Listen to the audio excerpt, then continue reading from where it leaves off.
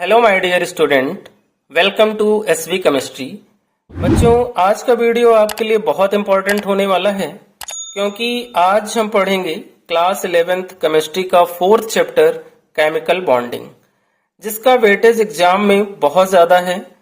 सो बेटा, आज हम इस चैप्टर के 7 to 8 most important topic complete करेंगे एक साथ, यानी कि इस वन शॉर्ट वीडियो में हम केमिकल बॉन्डिंग चैप्टर के 7 to 8 most important topic complete करने वाले हैं।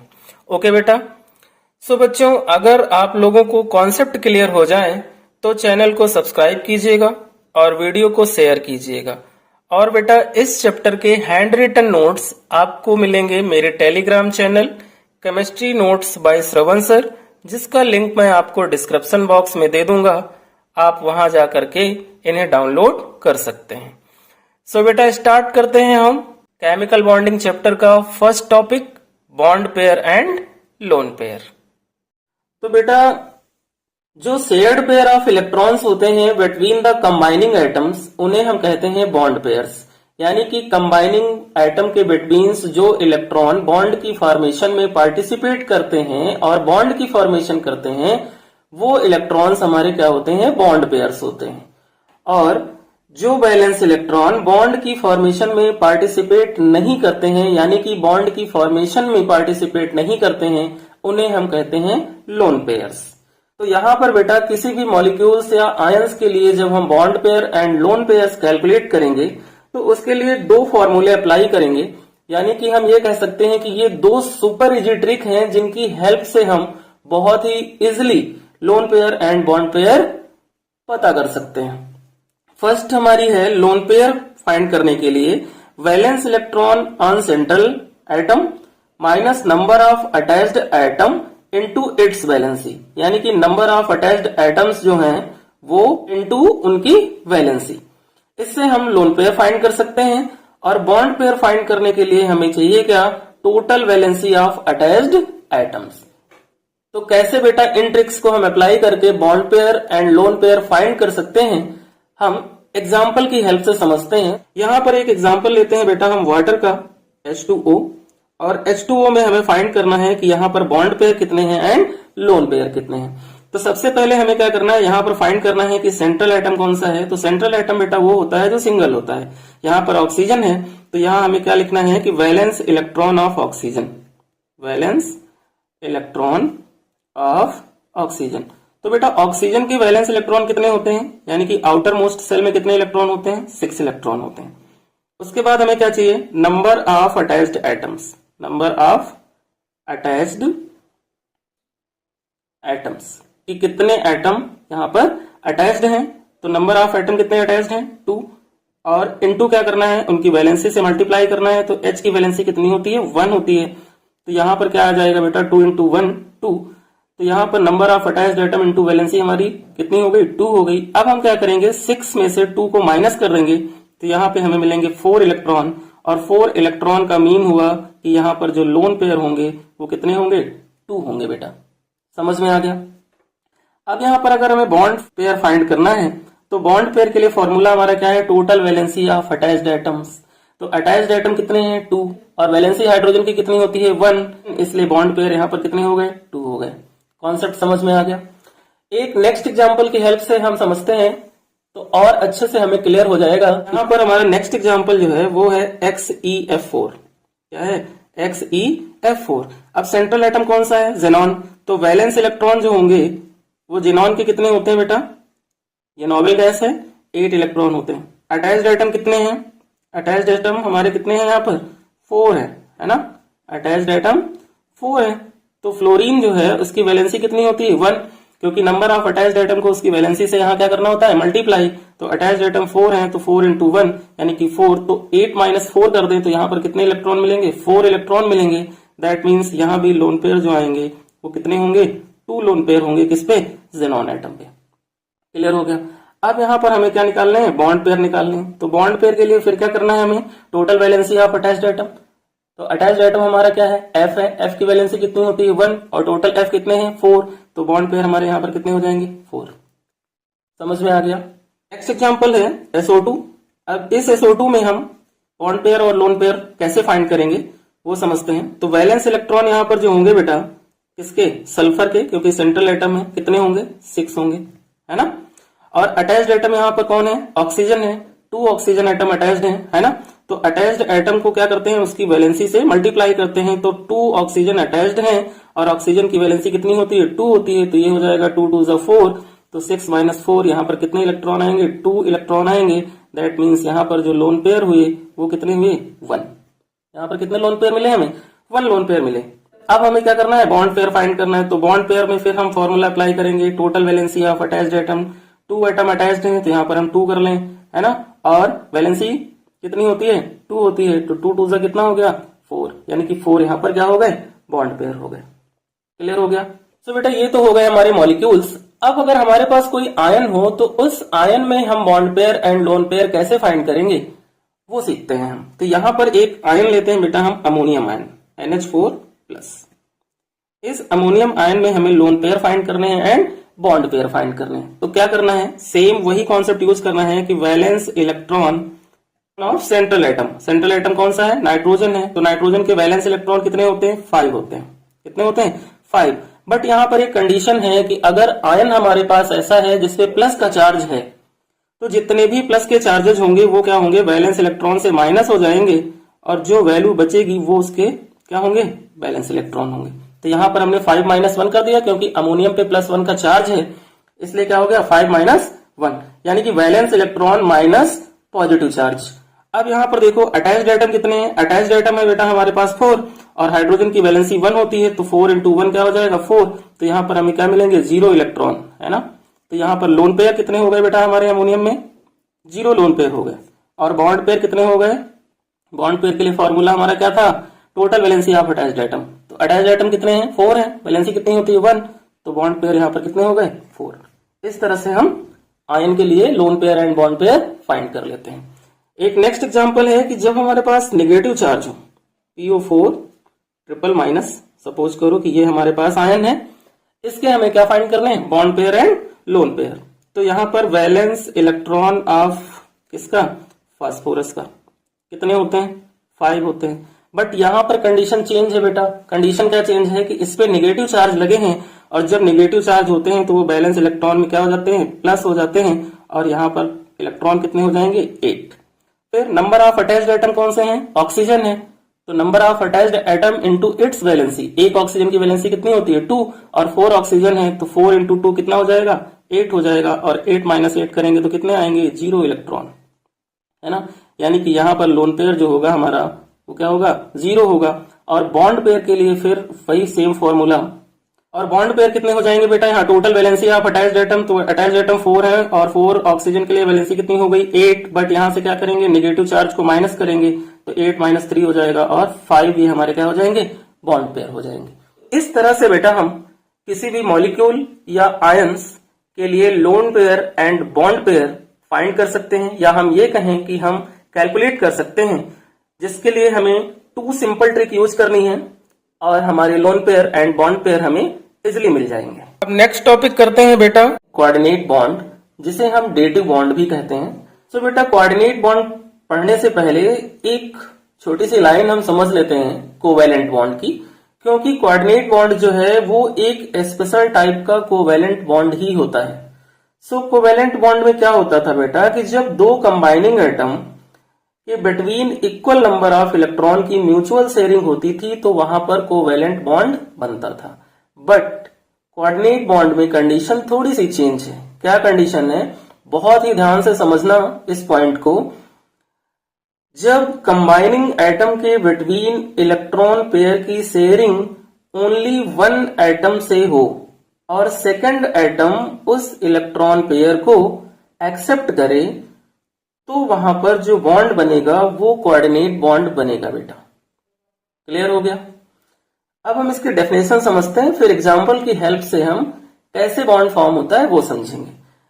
डेफिनेशन है, अ coordinate bond formed by the sharing of electron pair between the combining atoms but the shared electron pair is contributed bye 1 atom only.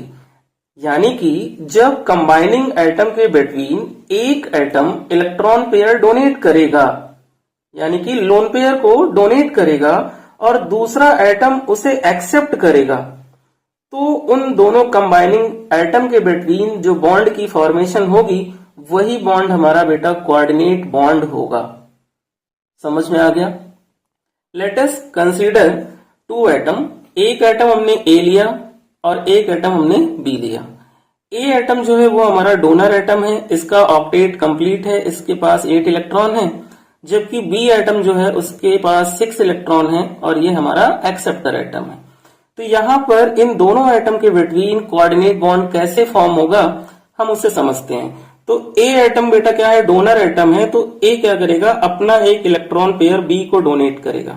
क्या करेगा, ए अपना एक electron pair B को donate करेगा। तो ए और बी इन दोनों में 8 इलेक्ट्रॉन हो जाएंगे। कितने हो जाएंगे, 8 इलेक्ट्रॉन हो जाएंगे। और उनके बीच जो बॉन्ड बनेगा बेटा वो कोऑर्डिनेट बॉन्ड होगा। कैसे, देखो ए के पास हमारे कितने थे, 8 इलेक्ट्रॉन थे।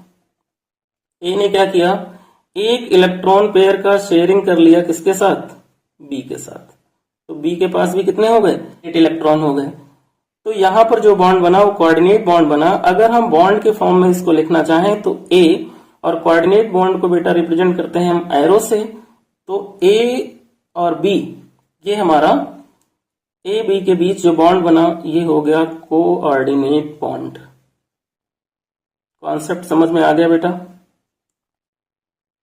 सिंपल सा कॉन्सेप्ट है कि दो कंबाइनिंग एटम है, उनमें से क्या करेगा, एक डोनर एटम है जो इलेक्ट्रॉन पेयर को डोनेट करेगा और सेकंड वाला जो होगा वो एक्सेप्टर एटम है, वो उसको एक्सेप्ट करेगा। उस कंडीशन में जो बॉन्ड फॉर्म होगा वो हमारा कोऑर्डिनेट बॉन्ड होगा।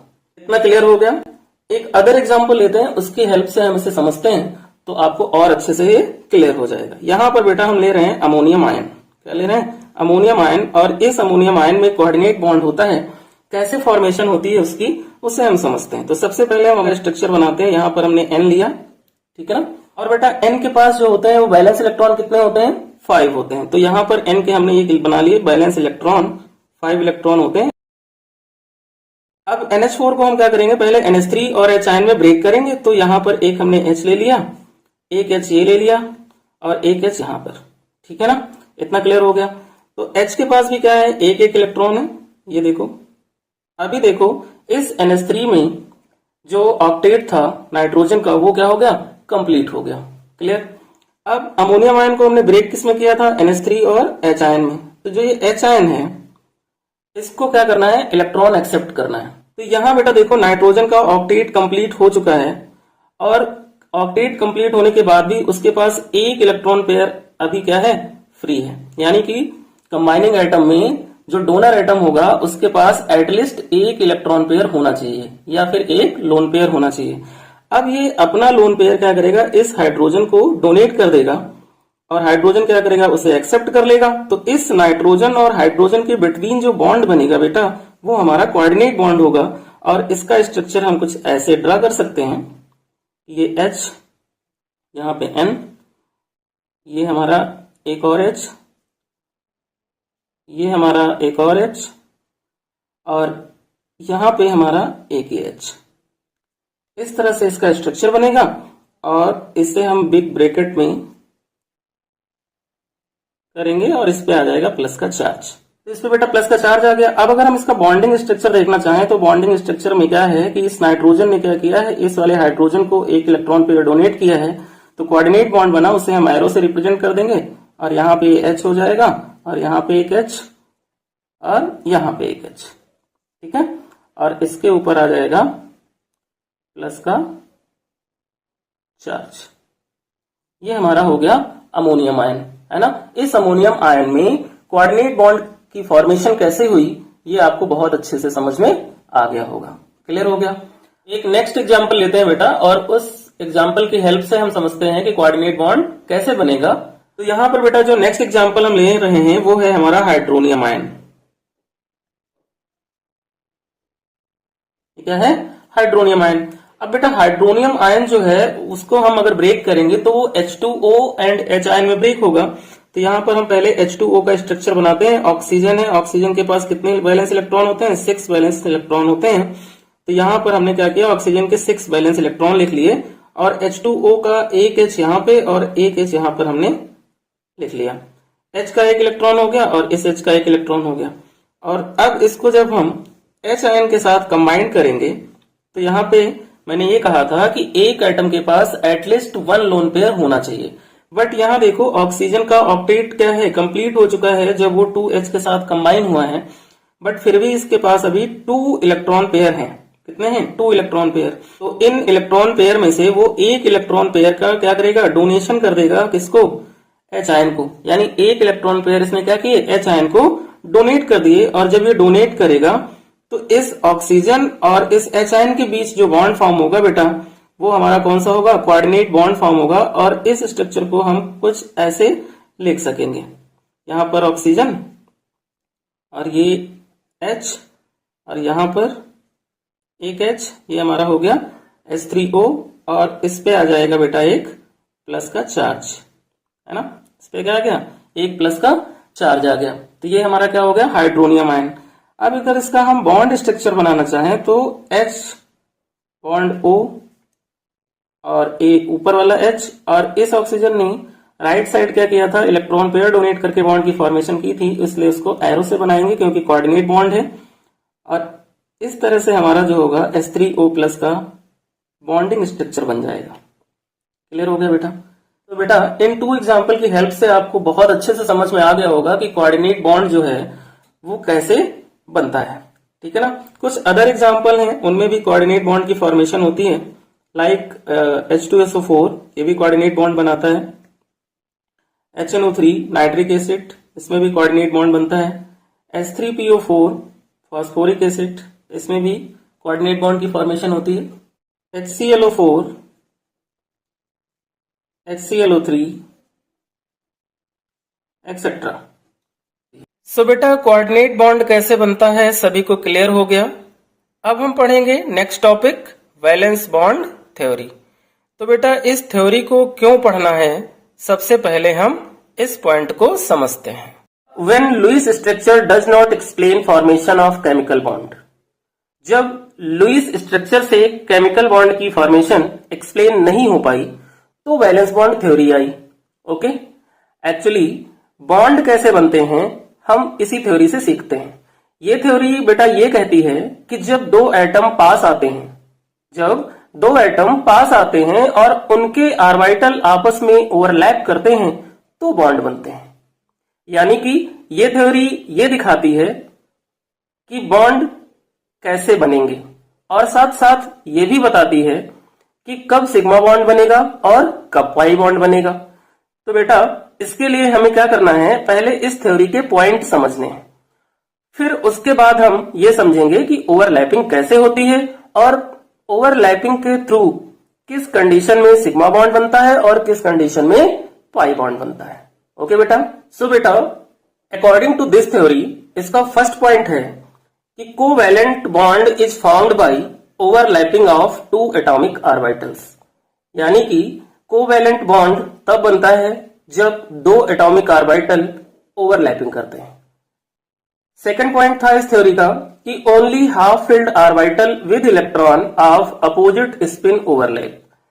यानी कि हाफ फिल्ड ऑर्बिटल जो हैं उनके थ्रू क्या होगा, बॉन्ड बनेगा, बट कंडीशन ये है कि वो क्या हो, अपोजिट स्पिन हो। यानी कि एक अपर डायरेक्शन में और एक लोअर डायरेक्शन में होगा अगर ऑर्बिटल, तो वहां पर बेटा क्या होगा, ओवरलैपिंग होगी। थर्ड पॉइंट है बेटा overlapping must be less than 50%। इसका मीन ये हुआ कि रिपल्सन ना हो, इसलिए ओवरलैपिंग जो है वो लेस देन 50% होती है। और फोर्थ पॉइंट है इस थ्योरी का कि extent of overlapping directly proportional होता है स्ट्रेंथ ऑफ बॉन्ड के, और strength of bond directly proportional होता है बॉन्ड एनर्जी के, और बॉन्ड एनर्जी इनवर्सली प्रोपोर्शनल होती है बॉन्ड लेंथ के। दैट मीन्स कि जब ज्यादा ओवरलैपिंग होगी तो स्ट्रेंथ ऑफ बॉन्ड भी ज्यादा होगी, और जब बॉन्ड स्ट्रेंथ ज्यादा होगी तो बॉन्ड एनर्जी ज्यादा होगी, और जब बॉन्ड एनर्जी ज्यादा होगी तो बॉन्ड लेंथ कम हो जाएगी। पॉइंट समझ में आ गया बेटा, बहुत ही ज्यादा इंपॉर्टेंट पॉइंट है ये। फिफ्थ पॉइंट है टाइप ऑफ ओवरलैपिंग, है ना। यानी कि जो ओवरलैपिंग यहां होगी वो कितने टाइप की होगी, तो बेटा 2 टाइप की ओवरलैपिंग यहां पे होती है। एक तो है हमारी एक्सियल ओवरलैपिंग, जिसे हम कहते हैं हेड टू हेड ओवरलैपिंग या फिर एंड टू एंड ओवरलैपिंग। अब ये जो एक्सियल ओवरलैपिंग है, इस ओवरलैपिंग से बेटा सिग्मा बॉन्ड बनते हैं। इस ओवरलैपिंग से सिग्मा बॉन्ड बनते हैं, कैसे वो हम अभी आगे समझते हैं। सेकंड है बेटा साइड वाइज ओवरलैपिंग, जिसे हम लैटरल ओवरलैपिंग भी कहते हैं या पैरेलल ओवरलैपिंग कहते हैं, और इस ओवरलैपिंग से पाई बॉन्ड की फॉर्मेशन होती है। कौन सा बॉन्ड बनता है? पाई बॉन्ड बनता है। और नेक्स्ट पॉइंट है कि the overlapping orbitals must have same sign. इसका मीन ये हुआ कि जो ऑर्बिटल ओवरलैपिंग करेंगे उनमें क्या होना चाहिए? सेम साइन होना चाहिए। जैसे कि ये पी का ऑर्बिटल है, डंबल होता है, तो पी का जो डंबल शेप होता है उसमें वही साइड ओवरलैप करेंगे जो सेम साइन के होंगे। यानी कि पॉजिटिव और पॉजिटिव साइन अगर ओवरलैप करेंगे तभी बॉन्ड की फॉर्मेशन होगी। अगर पॉजिटिव और निगेटिव साइन के बिटवीन ओवरलैपिंग हो रही है तो वहां पर बॉन्ड की फॉर्मेशन नहीं होगी।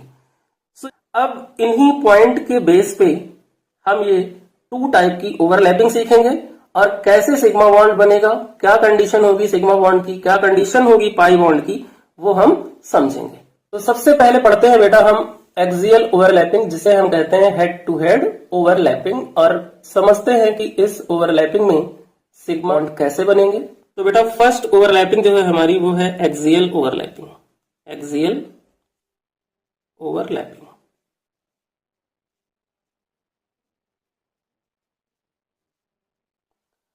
इस एक्सियल ओवरलैपिंग को हम हेड टू हेड ओवरलैपिंग भी कहते हैं या फिर हम एंड टू एंड ओवरलैपिंग कहते हैं, है ना। तो बेटा एक्सियल ओवरलैपिंग में जो फर्स्ट ओवरलैपिंग पढ़ने वाले हैं हम वो है हमारी एस एस ओवरलैपिंग।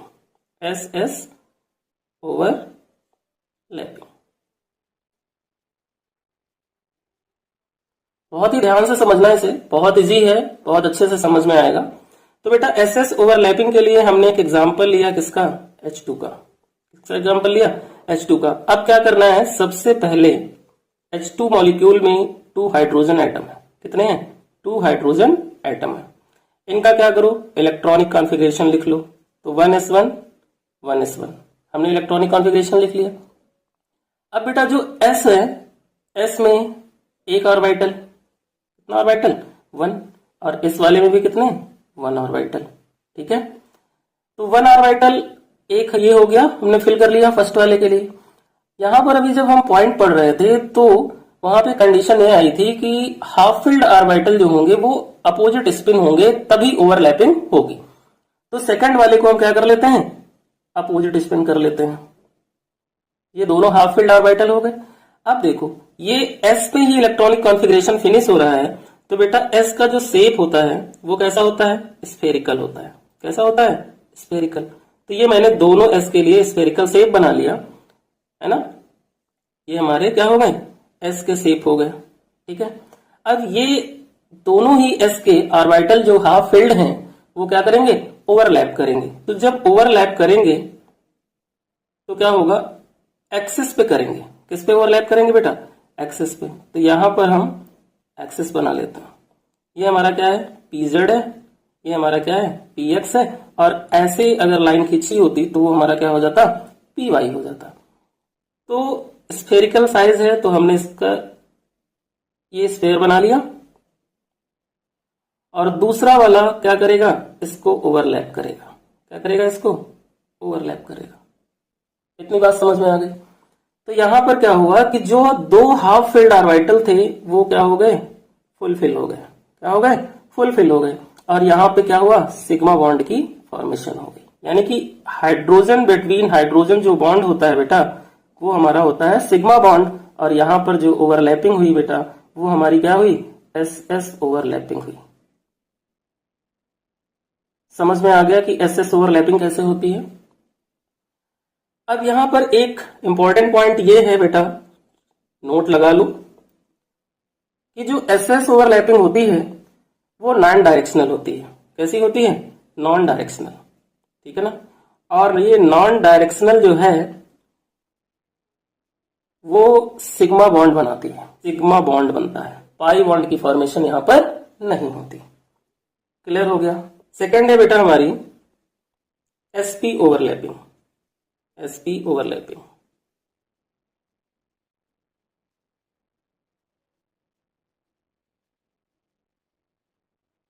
यहाँ पर बेटा जो ये एक्सिस है वो पी जेड नहीं होगा, जेड एक्सिस होगा और एक्स एक्सिस होगा। ओके बेटा, ये पी एक्स्ट्रा हो गया था जिसे मैंने रब कर दिया है। एसपी ओवरलैपिंग, एसपी ओवरलैपिंग में बेटा क्या होगा कि एक एस का ऑर्बिटल और एक पी का ऑर्बिटल ओवरलैप करेंगे, वो भी एक्सिस पे, तो वहां पर एसपी ओवरलैपिंग होगी। कैसे? उसके लिए हम एक एग्जांपल लेते हैं यहाँ पर HCl का। यहाँ पर हमने क्या किया, एक HCl का एग्जांपल लिया। अब इसमें हमारे पास दो एटम है, एक हमारा H है और एक हमारा क्या है, Cl है। तो H का इलेक्ट्रॉनिक कॉन्फ़िगरेशन लिखें तो ये क्या हुआ 1s1, Cl का लिखेंगे तो क्या होगा 1s2, 2s2, 2p6, 3s2, 3p5। ये इसका इलेक्ट्रॉनिक कॉन्फ़िगरेशन हो गया। अब 1s1 में क्या है, वन ऑर्बिटल है ना, है वन ऑर्बिटल, तो इसे हमने फिल कर लिया। p में बेटा कितने होते हैं, 3 होते हैं। एक होता है हमारा px, एक होता है हमारा py और एक होता है हमारा pz। ये हो गया। तो इसमें एक हमारा क्या है, px है, एक py है और एक pz है। कितने इलेक्ट्रॉन है, 5। तो यहाँ पर 5 ऑर्बिटल होंगे, 2, 3, 4, 5, है ना। अब कंडीशन ये थी कि दोनों ऑर्बिटल जो हो वो अपोजिट स्पिन के होने चाहिए, जो हाफ फील्ड ऑर्बिटल हैं वो अपोजिट स्पिन के होने चाहिए। तो इसको हम क्या कर लेते हैं, इसको हम अपोजिट स्पिन में कर लेते हैं, कोई प्रॉब्लम नहीं है, ठीक है। अब एक एस का और एक पी का ऑर्बिटल हमें मिल गया। तो एस का बेटा शेप कैसा होता है, स्फेरिकल होता है, उसके लिए हमने ये बना लिया एस के लिए। पी कैसा होता है, डम्बल होता है, तो ये हमने इसका शेप बना लिया डम्बल। अब कंडीशन ये थी कि दोनों पॉजिटिव साइन जो होंगे वही ओवरलैप करेंगे।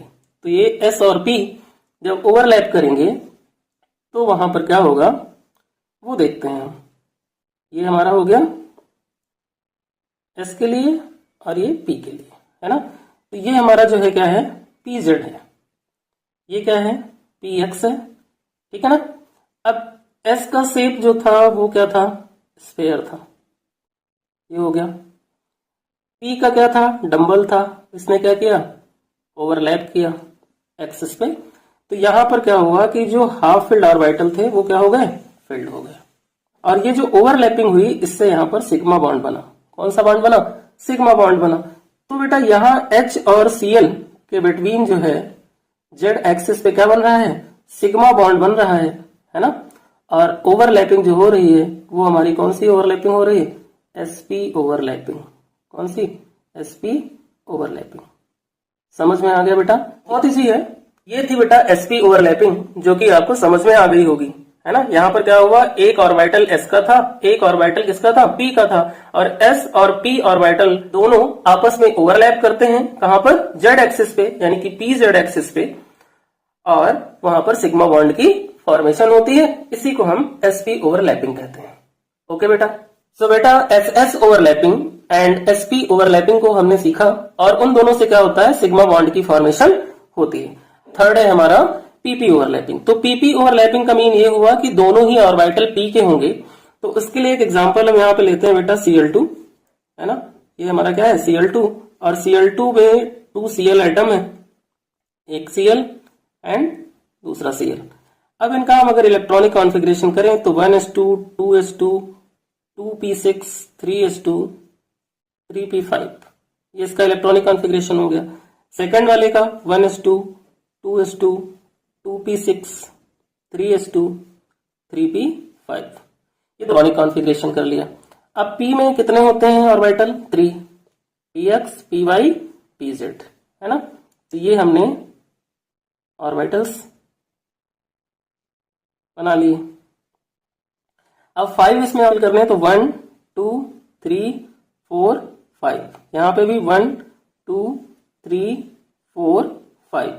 अब कंडीशन ये थी कि एक दूसरे के अपोजिट स्पिन होने चाहिए, तो इसको चेंज कर लो, है ना। अंडर रूल के अकॉर्डिंग था कि पहले एक एक ऑर्बिटल फिल होगा, उसके बाद पेयरिंग होगी। तो आप पहले अपोजिट वाले फिल कर सकते हो, फिर पेयर कर सकते हो, यानी कि 1, 2, 3, 4, 5, ठीक है ना, इसमें कोई प्रॉब्लम नहीं है। तो यहां पर बेटा हमें क्या मिला, ये हमारा क्या है, px है, py है, और ये क्या है, pz है। तो यहाँ पे बेटा दोनों ऑर्बिटल हैं वो किसके हैं, p के, यानी कि p जो होता है वो क्या होता है, डम्बेल होता है। तो एक ऑर्बिटल एक p के लिए हो गया और दूसरा ऑर्बिटल दूसरे p के लिए हो गया। साइन क्या है, सेम होने चाहिए। क्लियर? ये भी किसके लिए, p के लिए है, और ये भी किसके लिए, दोनों ही किसके ऑर्बिटल हैं, p के। अब ये क्या करेंगे, ओवरलैप करेंगे, है ना। ये दोनों क्या करेंगे, ओवरलैप करेंगे। तो ओवरलैप कहाँ करेंगे, एक्सिस पे करेंगे, है ना। तो ये हमारा क्या हो गया, pz हो गया, और ये हमारा क्या हो गया, px हो गया। ठीक है, तो p का ऑर्बिटल एक ये हमारा हो गया, और दूसरा p का ऑर्बिटल हमारा ये हो गया। इन दोनों ने क्या कर लिया, ओवरलैप कर लिया। और जब ओवरलैप किया तो दोनों हाफ ऑर्बिटल क्या हो गए, फुल हो गए। क्लियर? तो यहां पर क्या हुआ, सिग्मा बॉन्ड की फॉर्मिंग। यानी कि बेटा जब Cl से बॉन्डिंग करता है तो वहां पर सिग्मा बॉन्ड बनता है, और जो ओवरलैपिंग होती है वो होती है बेटा pp ओवरलैपिंग। pp ओवरलैपिंग, ये 3 टाइप की ओवरलैपिंग जो हमने पढ़ी बेटा, SS, SP, PP, इनसे हमें क्या मिला, सिग्मा बॉन्ड मिला, क्योंकि हम एक्सियल ओवरलैपिंग पढ़ रहे थे। अब हमारी जो सेकंड टाइप की बेटा ओवरलैपिंग थी वो थी बेटा साइड वाइज ओवरलैपिंग। सेकंड कौन सी थी, साइड वाइज ओवरलैपिंग, जिसे हम लेटरल ओवरलैपिंग भी कहते हैं। तो साइड वाइज ओवरलैपिंग क्या होती है उसको हम समझते हैं। साइड वाइज ओवरलैपिंग कैसे होती है उसको हम समझते हैं। और यहां से बनता है बेटा पाई बॉन्ड। यहां से क्या बनता है, पाई बॉन्ड बनता है। तो पाई बॉन्ड बेटा जो होता है वो साइड वाइज ओवरलैपिंग होती है। और साइड वाइज ओवरलैपिंग है क्या, सबसे पहले मैं थोड़ा सा आपको समझाता हूं। जैसे कि बेटा अगर पी शेप है हमारे पास, तो पी शेप कैसा होता है, डंबल होता है। ये हमारा क्या है, डंबल। अब दूसरा जो पी का ऑर्बिटल हो वो यहां पर इस तरह से जब ओवरलैप करता है तो इसे हम साइड वाइज ओवरलैपिंग कहते हैं। क्या कहते हैं, साइड वाइज ओवरलैपिंग कहते हैं। समझ में आ गया? ये तो हो गया किसके लिए, px के लिए। y होता तो क्या होता, y के लिए कुछ ऐसे कंडीशन हो सकती थी इसकी, ये y एक्सिस पे ऐसे ओवरलैप करेंगे तो इस तरह से ये हो गए हमारे py, है ना। ये होता है साइड वाइज ओवरलैप। ठीक है ना। हेड टू हेड में क्या था, दोनों के हेड, है ना, दोनों के हेड ओवरलैप करते थे। साइड में क्या है, दोनों के साइड ओवरलैप कर रहे हैं। ठीक है, तो साइड वाइज ओवरलैपिंग के लिए हम एक एग्जांपल लेते हैं O2 का। एक एग्जांपल लेते हैं O2 का, और इससे हम इसको सीखते हैं कि कैसे यहां पर ओवरलैपिंग होगी और कैसे पाई बॉन्ड बनेगा। यहां सिग्मा बॉन्ड भी बनता है और पाई बॉन्ड भी बनता है, दोनों बनते हैं। तो ऑक्सीजन का एटॉमिक नंबर 8 होता है, उसका इलेक्ट्रॉनिक कॉन्फ़िगरेशन अगर लिखें हम तो 1s2 2s2 2p4, ये कॉन्फ़िगरेशन। यहां भी 1s2 2s2 2p4, इसका भी हो गया। अब इसमें हम ऑर्बिटल फिल कर लेते हैं। p में कितने होते हैं, 3, px py pz 4 हैं इलेक्ट्रॉन। तो यहां पर first, second, third and fourth, फिर first, second, third, fourth. Last वाले को क्या करना है, हमें चेंज करना है ना, क्योंकि अपोजिट स्पिन होना चाहिए। लास्ट वाले को क्या करना है, हमें चेंज करना है, क्योंकि यहां पर क्या होना चाहिए, अपोजिट स्पिन होना चाहिए। अब यहां पर देखो बेटा, ये हमारा पी है, ये हमारा पी वाई है, और यहां पर क्या है, पी जेड है। ये भी हमारा क्या होगा, चेंज होगा। ठीक है बेटा, एक तो यहां पर क्या होगा, जेड एक्सिस पे ओवरलैप होगा, है ना। एक क्या होगा, जेड एक्सिस पे ओवरलैप होगा, और एक वाई पे। ठीक है ना। तो वाई वाला जो एक्सिस है वो साइड वाइज ओवरलैपिंग करता है, मैंने बताया था। एक्स वाला जो है वो भी क्या करता है, साइड वाइज ओवरलैपिंग करता है। लेकिन जेड वाला जो है हेड टू हेड होता है। इससे पहले हम पीपी ओवरलैपिंग में देख चुके हैं। तो यहां पर भी क्या है बेटा, पीपी ओवरलैपिंग है। कैसे, एक ये हमारा डंबल हो गया और एक ये हमारा डंबल हो गया, फिर एक ये हमारा डंबल हो गया और एक ये हमारा डंबल हो गया, है ना। 2 हाफ फील्ड ऑर्बिटल है, ये क्या है, दोनों सेम साइन के हैं। अब जब बेटा ये ओवरलैप करेंगे तो कैसे, है ना, इसके लिए हमने यहां पर एक्सिस बना लिया। ठीक है, अब एक तो हमारा ओवरलैप करेगा किस पे, जेड एक्सिस पे, ऐसे ये ओवरलैपिंग हो गई। यहां पर क्या हुआ, 2 हाफ फील्ड ऑर्बिटल फुलफिल हो गए, और यहां पर जो बॉन्ड बना वो कौन सा हुआ बेटा, सिग्मा बॉन्ड हुआ। ठीक है ना। अब यहां पर क्या है, एक और है हमारे पास हाफ फील्ड ऑर्बिटल, तो वो क्या करेंगे, इस तरह से ओवरलैप करेंगे। डायग्राम बहुत अच्छे नहीं बन रहे हैं, ठीक है, बट ठीक है, समझ में आ रहे होंगे आपको। ये बेटा हमारा यहाँ से पाई बॉन्ड बनता है, समझ में आया। तो हम इसको ऐसे दिखाते हैं, ये हमारा यहाँ से क्या हुआ, पाई बॉन्ड बनता है। यहाँ पर बेटा हमने पी वाई वाले ऑर्बिटल की ओवरलैपिंग पी एक्स पे बनाई है, इससे कोई प्रॉब्लम नहीं है, क्योंकि P X and P Y दोनों ही पाई बॉन्ड की फॉर्मेशन करते हैं।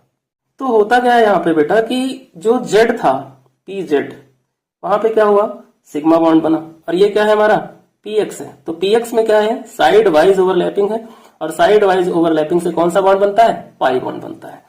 तो यहाँ ऑक्सीजन बिटवीन ऑक्सीजन जो है डबल बॉन्ड बनता है, जिसमें से हमारा एक सिग्मा होता है और एक पाई बॉन्ड होता है, और यहाँ पे जो ओवरलैपिंग होती है बेटा वो पीपी ओवरलैपिंग होती है। क्या होती है, पीपी ओवरलैपिंग होती है। समझ में आ गया। यानी कि साइड वाइज ओवरलैपिंग ही, यानी कि पीपी ओवरलैपिंग एक्सियल ओवरलैपिंग में भी होती है और साइड वाइज ओवरलैपिंग में भी होती है। यानी कि सिग्मा एंड पाई बॉन्ड दोनों ही पीपी ओवरलैपिंग में बनते हैं। सबसे पहले सिग्मा बनेगा, उसके बाद ही पाई बनेगा। सो बेटा साइड वाइज ओवरलैपिंग कैसे होती है ये भी आपको बहुत अच्छे से समझ में आ गई होगी, और यहाँ पर सिग्मा एंड पाई बॉन्ड दोनों बनते हैं, कैसे बनते हैं ये भी आपको समझ में आ गया होगा। अब यहाँ पर बेटा एक नोट है, वो लगा लो, है ना, यहाँ पर एक नोट लगा लो। नोट क्या है, PP overlapping, PP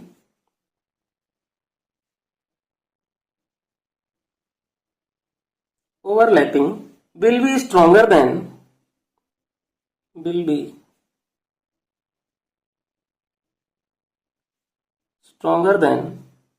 the bond formed by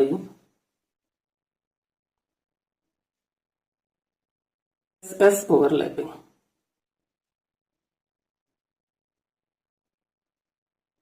ये स्टेटमेंट आपको असर्टेन रीजन के क्वेश्चन में मैक्सिमम मिलता है, ठीक है ना। तो ये समझ में आ गया। अगर हम यहां पर स्ट्रेंथ की बात करें कि स्ट्रेंथ ऑफ कोवैलेंट बॉन्ड क्या होगी, है ना, strength of covalent bond, strength of covalent bond जो होगी वो किस ओवरलैपिंग की सबसे ज्यादा होगी। तो बेटा जो पीपी ओवरलैपिंग होती है उसकी स्ट्रेंथ सबसे ज्यादा होती है, फिर एसपी की स्ट्रेंथ सबसे कम होती है, और फिर एसएस की स्ट्रेंथ होती है, ठीक। अब पीपी की जो स्ट्रेंथ है वो ज्यादा क्यों है, क्योंकि पी ऑर्बिटल जो होता है बेटा वो डायरेक्शनल कैरेक्टर शो करते हैं। पी ऑर्बिटल जो होते हैं बेटा वो डायरेक्शनल कैरेक्टर शो करते हैं, इसलिए पीपी ओवरलैपिंग की स्ट्रेंथ ज्यादा होती है। सो बच्चों वैलेंस बॉन्ड थ्योरी में ओवरलैपिंग का कॉन्सेप्ट आप बहुत अच्छे से समझ गए होंगे। अब हम नेक्स्ट टॉपिक करेंगे हाइब्रिडाइजेशन। ये टॉपिक बेटा बहुत ज्यादा इंपॉर्टेंट है। सो बेटा इस टॉपिक को बहुत अच्छे से आपको समझना है और इसके हर एक पॉइंट को अच्छे से सीखना है। सो सबसे पहले हम डिस्कस करते हैं बेटा कि हाइब्रिडाइजेशन क्या है, क्या मीनिंग है हाइब्रिडाइजेशन का। सो बेटा हाइब्रिडाइजेशन का मीन्स होता है मिक्सिंग ऑफ एटॉमिक ऑर्बिटल्स। क्या होता है, mixing of atomic orbitals, but orbital की मिक्सिंग उनकी एनर्जी पे डिपेंड करती है। तो यहां पर बात यह आती है कि वो कौन से ऑर्बिटल हैं जो मिक्स होंगे। सो बेटा वो ऑर्बिटल यहां पर मिक्स होते हैं जिनकी एनर्जी नियरली सेम होती है। वो ऑर्बिटल यहां पर मिक्स होते हैं जिनकी एनर्जी नियरली सेम होती है, या हम ये कह सकते हैं कि वो एटॉमिक ऑर्बिटल यहां पर मिक्स होंगे जिनकी एनर्जी नियरली सेम होगी, और जो इन एटॉमिक ऑर्बिटल्स को मिक्स करके नए ऑर्बिटल्स बनेंगे उन्हें हम कहते हैं हाइब्रिड ऑर्बिटल्स। उन्हें हम कहते हैं हाइब्रिड ऑर्बिटल्स, और इनकी एनर्जी बेटा इक्वल होती है, और इस प्रोसेस को हम कहते हैं हाइब्रिडाइजेशन। समझ में आ गया। यानी कि अगर हम वन लाइन में समझें तो ऐसे एटॉमिक ऑर्बिटल जिनकी एनर्जी नियरली सेम होती है और उनको मिक्स करके जो नए ऑर्बिटल्स बनते हैं उन्हें हम कहते हैं हाइब्रिड ऑर्बिटल्स, और इस प्रोसेस को हम कहते हैं हाइब्रिडाइजेशन। क्लियर हो गया? सो डेफिनेशन क्या बनेगी? Mixing of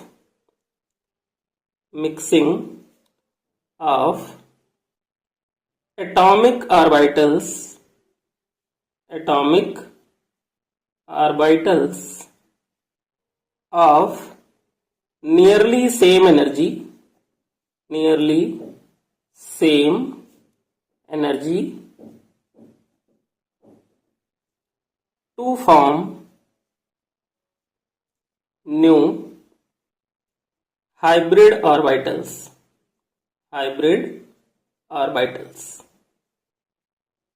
with identical energy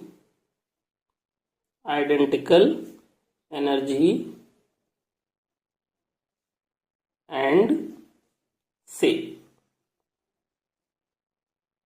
अब बेटा यहां पर नियरली सेम एनर्जी के जो एटॉमिक ऑर्बिटल्स हैं उसको समझते हैं। जैसे सपोज करो कि यहां पर हमारे पास एक ऑर्बिटल है 2s और एक ऑर्बिटल है 2p। इन दोनों की एनर्जी जो होती है वो नियरली सेम होती है और s का शेप जो होता है वो स्फेरिकल होता है और p का शेप जो होता है वो डम्बल होता है। ये आप लोगों को पता है, ठीक है ना? तो ये स्फेरिकल शेप और ये डम्बल शेप, ये दोनों ही एटॉमिक ऑर्बिटल जब मिक्स होंगे तो यहां पर क्या बनेगा? एक हाइब्रिड ऑर्बिटल बनेगा। क्या बनेगा? एक हाइब्रिड ऑर्बिटल बनेगा। ये प्लस का साइन है इसका और एक माइनस का, जिसका एक लोब बड़ा होगा और एक लोब छोटा होगा। और ये जो हाइब्रिड ऑर्बिटल बनेगा ये एटॉमिक ऑर्बिटल के कंपैरिजन में मोर स्टेबल होगा। क्या होगा? मोर स्टेबल होगा और डायरेक्शनल कैरेक्टर का होगा। डायरेक्शनल कैरेक्टर से ही बेटा हमें किसी स्पीसीज का शेप पता चलता है। और ये बेटा जो हाइब्रिड ऑर्बिटल्स बना 2s एंड 2p से इसकी एनर्जी और इसका शेप जो होगा वो क्या होगा बेटा? आइडेंटिकल होगा। बेटा इतना आपको क्लियर हो गया कि हाइब्रिडाइजेशन क्या है और हाइब्रिडाइजेशन में एटॉमिक ऑर्बिटल्स कैसे मिक्स होते हैं और कैसे न्यू हाइब्रिड ऑर्बिटल्स बनाते हैं।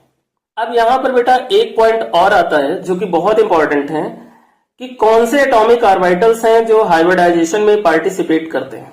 तो बेटा एनी एटॉमिक ऑर्बिटल्स, कोई भी एटॉमिक ऑर्बिटल्स हो वो हाइब्रिडाइजेशन में पार्टिसिपेट कर सकता है, चाहे वो हाफ फिल्ड हो, चाहे वो फुल फिल्ड हो या फिर वो एम्प्टी हो। अब हम पढ़ेंगे बेटा types of hybridization. Types of hybridisation.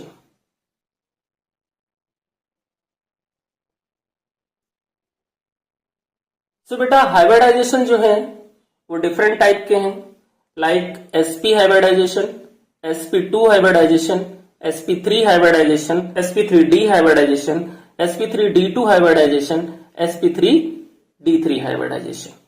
यहां पर बेटा हम उन स्पीसीज का हाइब्रिडाइजेशन पढ़ने वाले हैं जिन स्पीसीज के पास लोन पेयर नहीं होता।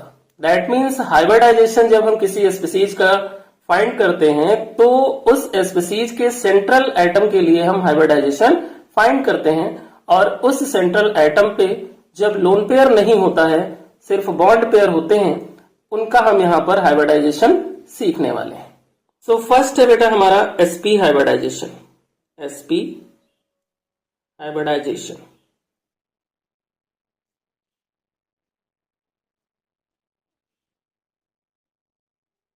अब हम समझते हैं sp हाइब्रिडाइजेशन को। यहां पर L मिसिंग था, स्टेबल। तो sp हाइब्रिडाइजेशन में क्या होता है सबसे पहले वो समझते हैं। So when 1s and 1p orbitals mix together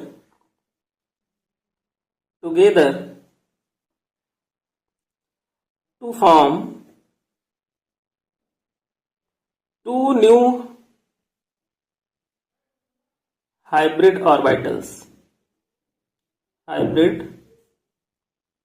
orbitals. The type of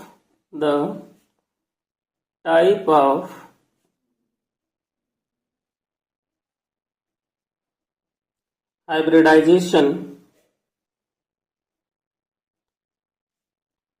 is called sp hybridization.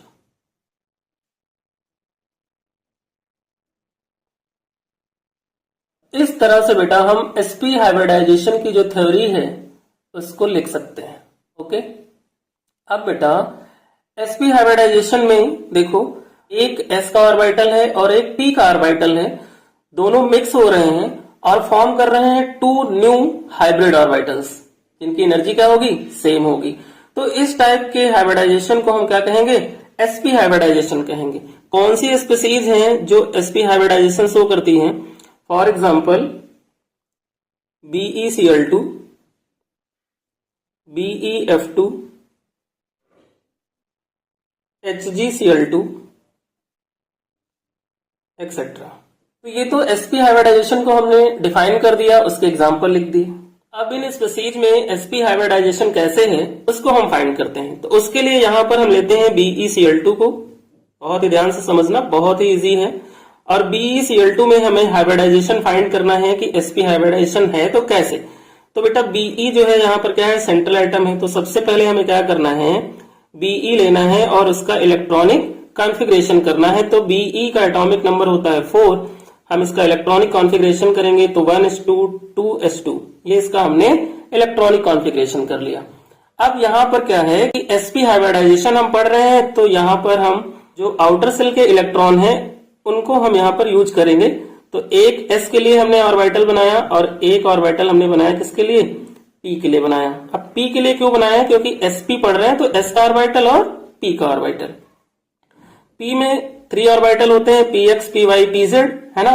तो अब देखो आउटर सेल में इलेक्ट्रॉन कितने हैं, 2 हैं। तो यहां पर हमने क्या किए, 2 इलेक्ट्रॉन फिल कर लिए।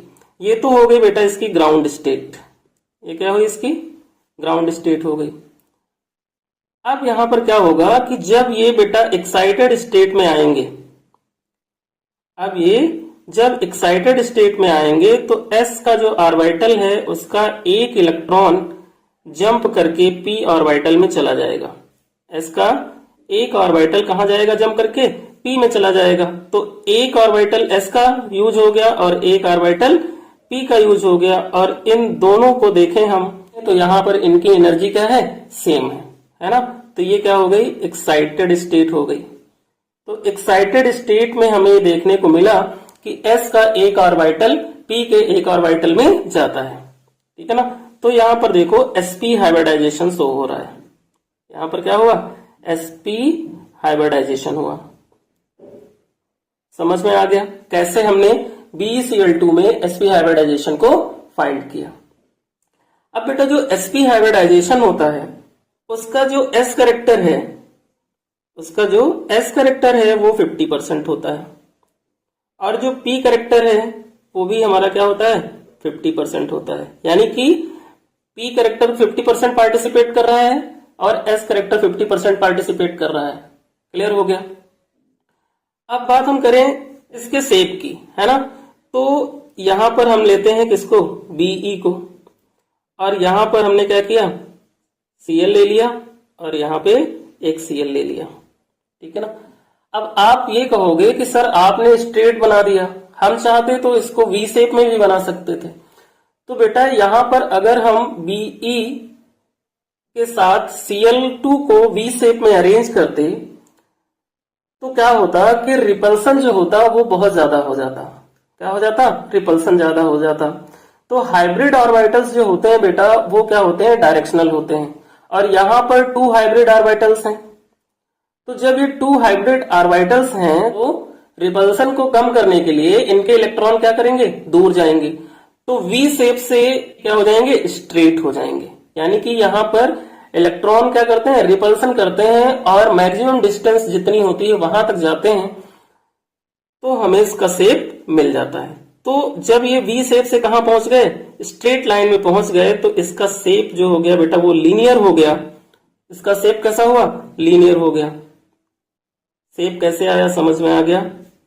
शेप इसका कैसा है? लीनियर है। और बॉन्ड एंगल बेटा इसका कितना आया? 180 डिग्री। तो यहां से हमें शेप भी पता चल गया इसका और बॉन्ड एंगल भी पता चल गया। तो sp हाइब्रिडाइजेशन कैसे फाइंड करते हैं स्पीसीज में, ये आपको बहुत अच्छे से समझ में आ गया होगा। ये s character and p character बहुत ज्यादा इंपॉर्टेंट है, इन्हें भी याद रखना है, शेप भी याद रखना है और बॉन्ड एंगल भी हमें याद रखना है, क्योंकि इन्हीं पर बेस्ड क्वेश्चन मैक्सिमम हमें मिलते हैं। नेक्स्ट टाइप का हाइब्रिडाइजेशन करते हैं बेटा। नेक्स्ट टाइप हमारा हाइब्रिडाइजेशन जो है वो है sp2 hybridisation. sp2 hybridisation, sp2 hybridisation.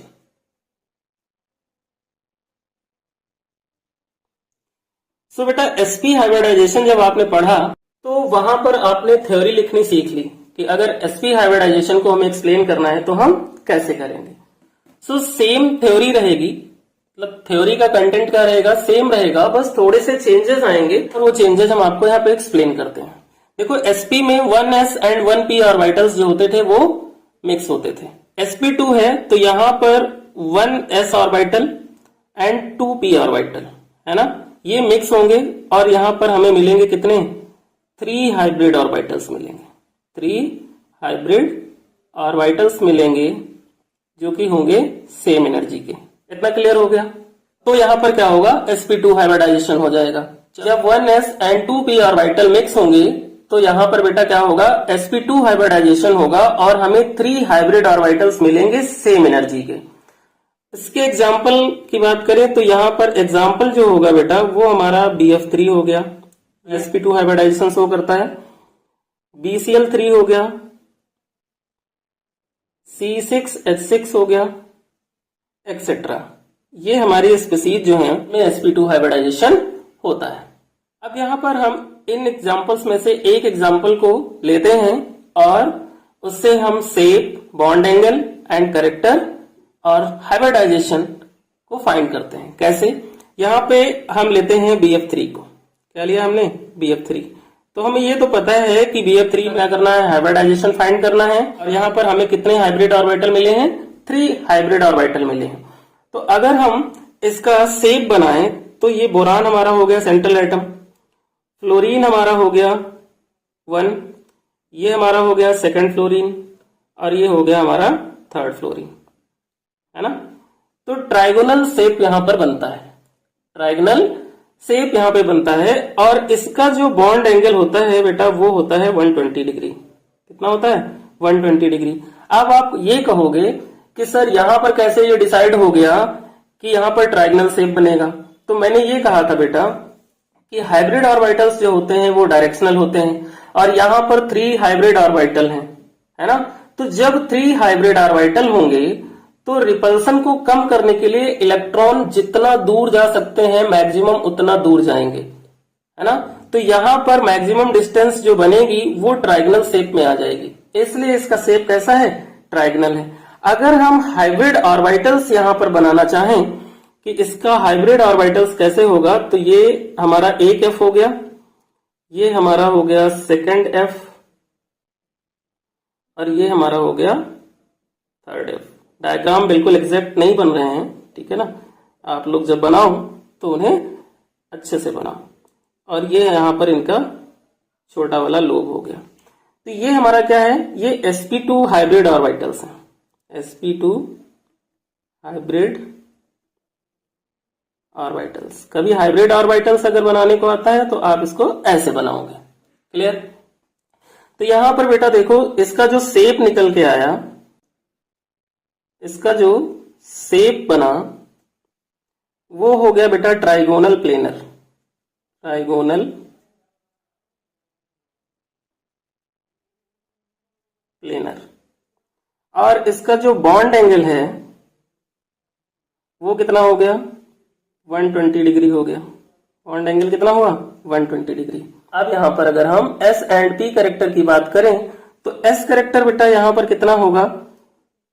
33.33%, 33.33%। और P कैरेक्टर जो होगा यहां पर वो होगा 66.67%। तो स्पीसीज में sp2 हाइब्रिडाइजेशन कैसे फाइंड करते हैं, उसका शेप क्या है, उसका बॉन्ड एंगल क्या है, ये आपको अच्छे से समझ में आ गया होगा। नेक्स्ट टाइप का बेटा जो हाइब्रिडाइजेशन है वो है sp3 हाइब्रिडाइजेशन। तो क्या होगा sp3 हाइब्रिडाइजेशन में 1s का ऑर्बिटल एंड 3p के ऑर्बिटल क्या होंगे, मिक्स होंगे और हमें मिलेंगे क्या, 4 हाइब्रिड ऑर्बिटल्स। 4 हाइब्रिड ऑर्बिटल्स मिलेंगे सेम एनर्जी के। इतना क्लियर हो गया। तो वहां पर sp3 हाइब्रिडाइजेशन होगा। C2H6 NH4+ एक्सेट्रा, ये हमारे sp3 हाइब्रिडाइजेशन के एग्जाम्पल हो गए। अब यहां से कोई एक एग्जाम्पल हम यूज कर लें। यहां पर हम CH4 को लेते हैं और CH4 में हाइब्रिडाइजेशन, उसका शेप और बॉन्ड एंगल करते हैं। तो बेटा जब CH4 में C सेंट्रल एटम है तो C का क्या करोगे, इलेक्ट्रॉनिक कॉन्फ़िगरेशन लिखोगे। जब इलेक्ट्रॉनिक कॉन्फ़िगरेशन करोगे तो यहां पर जो लास्ट सेल आएगी उसमें 4 इलेक्ट्रॉन होंगे, जिसमें से 2 इलेक्ट्रॉन S में होंगे और 2 इलेक्ट्रॉन P में। मैं लिख के बताता हूं आपको। 1s2, 2s2, 2p2। ये हमारा जो है कार्बन का इलेक्ट्रॉनिक कॉन्फ़िगरेशन है। किसका, कार्बन का इलेक्ट्रॉनिक कॉन्फ़िगरेशन है। 1s2, 2s2 and 2p2। तो ये 2s में इलेक्ट्रॉन है और 2p में इलेक्ट्रॉन है, तो s वाला एक इलेक्ट्रॉन जम करके कहां जाएगा, p में। तो p में हो जाएंगे 3 ऑर्बिटल और s में हो जाएगा 1 ऑर्बिटल। तो 1s एंड 3p ऑर्बिटल जब मिक्स होंगे तो 4 हाइब्रिड ऑर्बिटल्स मिलेंगे और वहां पर क्या होगा, sp3 हाइब्रिडाइजेशन होगा। तो CH4 में हमें ये तो पता चल गया कि sp3 हाइब्रिडाइजेशन होता है। तो जब sp3 हाइब्रिडाइजेशन होगा तो इसका जो बॉन्ड एंगल होगा बेटा वो कितना होगा। तो यहां पर हमने एक H अरेंज किया C का, एक H यहां पर अरेंज किया, एक H यहां पर अरेंज किया और एक H हमने यहां पर अरेंज किया। ये हो गया इसका बेटा शेप, है ना। और इसका जो बॉन्ड एंगल है वो हमारा कितना हुआ, 109 डिग्री 28 मिनट। ठीक है। तो इसका जो शेप आया बेटा वो शेप क्या है, टेट्राहेड्रल है। कैसा है, टेट्राहेड्रल, टेट्राहेड्रल शेप है। बॉन्ड एंगल इसका 109 डिग्री 28 मिनट है। और S करेक्टर बेटा, चूंकि S का यहां पर कितना है, 1 ऑर्बिटल है, तो S करेक्टर 25% हो जाएगा और P करेक्टर इसका हो जाएगा बेटा 75%।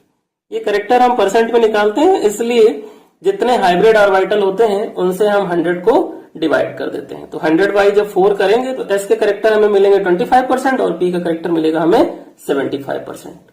तो sp3 हाइब्रिडाइजेशन कैसे स्पीसीज में फाइंड करते हैं आपको क्लियर हो गया। नेक्स्ट टाइप का जो बेटा हाइब्रिडाइजेशन है वो है sp3d, sp3d हाइब्रिडाइजेशन।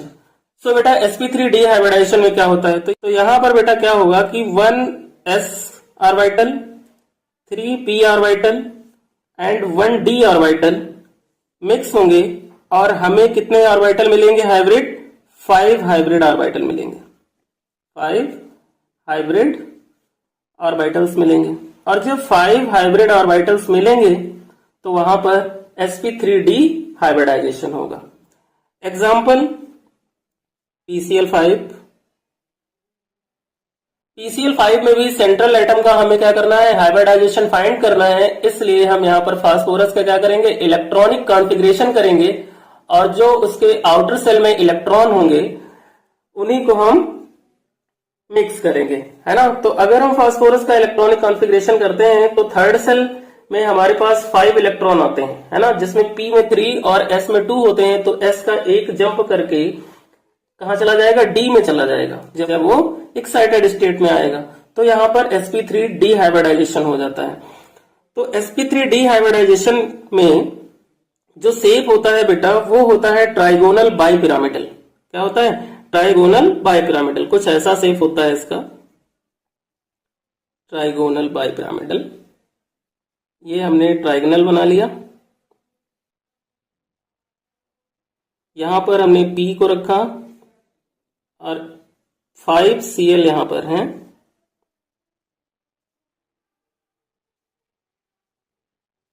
तो ये एक Cl हो गया, एक ये Cl हो गया, एक ये Cl हो गया, एक ये Cl हो गया और एक ये Cl हो गया।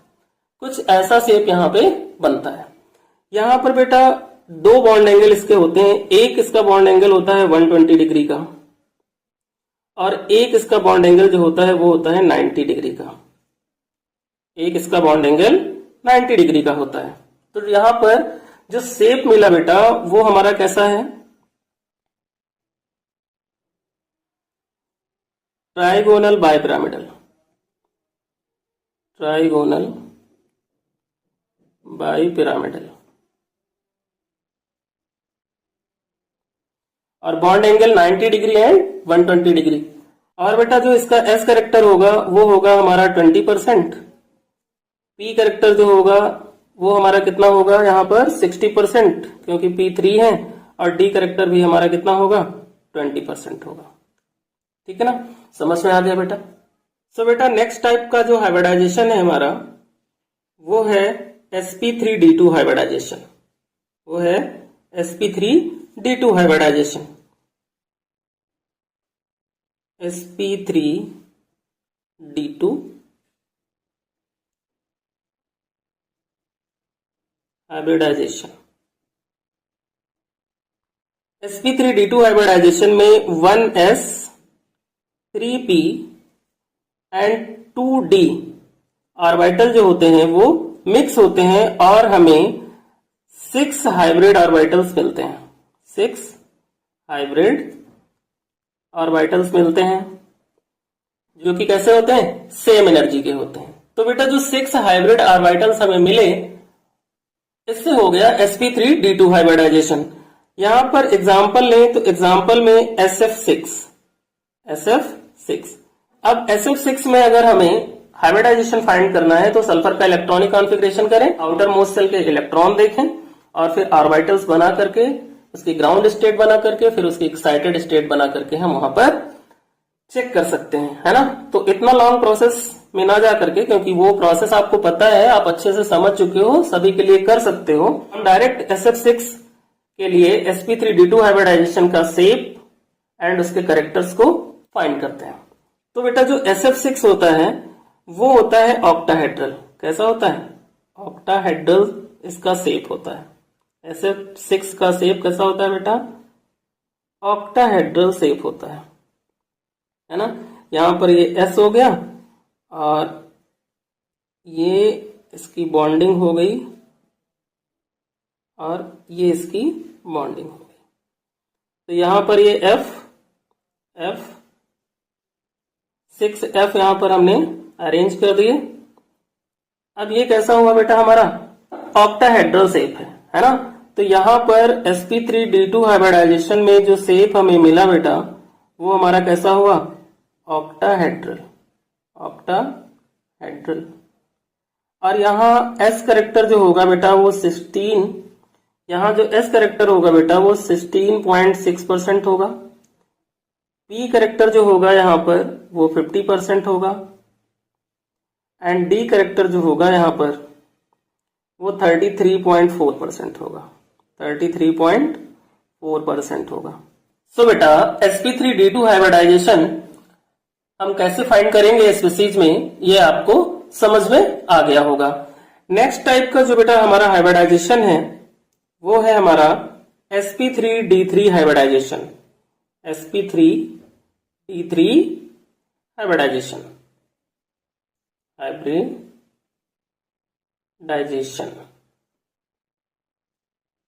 तो बेटा जब 1s 3p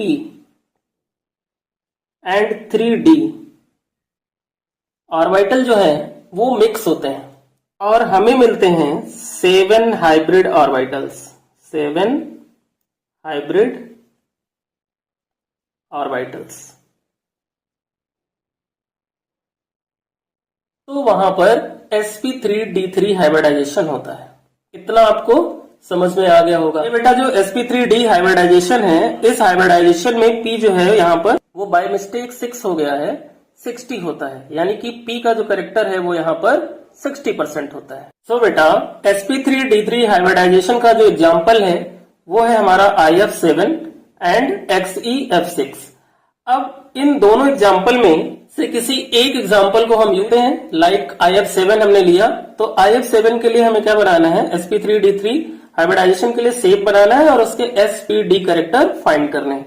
तो बेटा यहाँ पे भी वही प्रोसेस अप्लाई होगा कि I है, इसका इलेक्ट्रॉनिक कॉन्फ़िगरेशन करेंगे और आउटर मोस्ट सेल के इलेक्ट्रॉन चेक करेंगे, जो कि जंप करके कहां पे जाएंगे, D में जाएंगे। तो बेटा इसका जो शेप होता है वो होता है पेंटागोनल बाइपिरामिडल। कैसा शेप होता है, पेंटागोनल बाइपिरामिडल, जो कि कुछ ऐसा दिखेगा। ये हमने क्या बनाया, पेंटागोनल बाइपिरामिडल शेप बना लिया, तो हम बोलते हैं पेंटागोनल बाइपिरामिडल शेप, ठीक है ना। अब यहां पर क्या हुआ, यहां पर हमारा I हो गया, I की एक बॉन्डिंग ऐसे होगी, एक बॉन्डिंग इसकी ऐसे, एक बॉन्डिंग इसकी ऐसे होगी, एक बॉन्डिंग इसकी ऐसे होगी, एक इसकी ऐसे होगी, और एक बॉन्ड इसका ये हो गया और एक बॉन्ड इसका ये हो गया। अब यहां पर क्या है बेटा कि F7 है तो 7F यहां पर हो जाएंगे, है ना, यहां पे क्या हो जाएंगे, 7F हो जाएंगे। तो ये शेप हो गया बेटा हमारा कैसा, पेंटागोनल बाइपिरामिडल। इसमें जो बॉन्ड एंगल होता है, तो ये वाला बॉन्ड एंगल इसका क्या है, 72 डिग्री है, और ये वाला जो इसका बॉन्ड एंगल है बेटा वो 90 डिग्री है। ओके बेटा, तो यहां पर जो शेप मिला हमें, यहां पर जो शेप मिला पेंटागोनल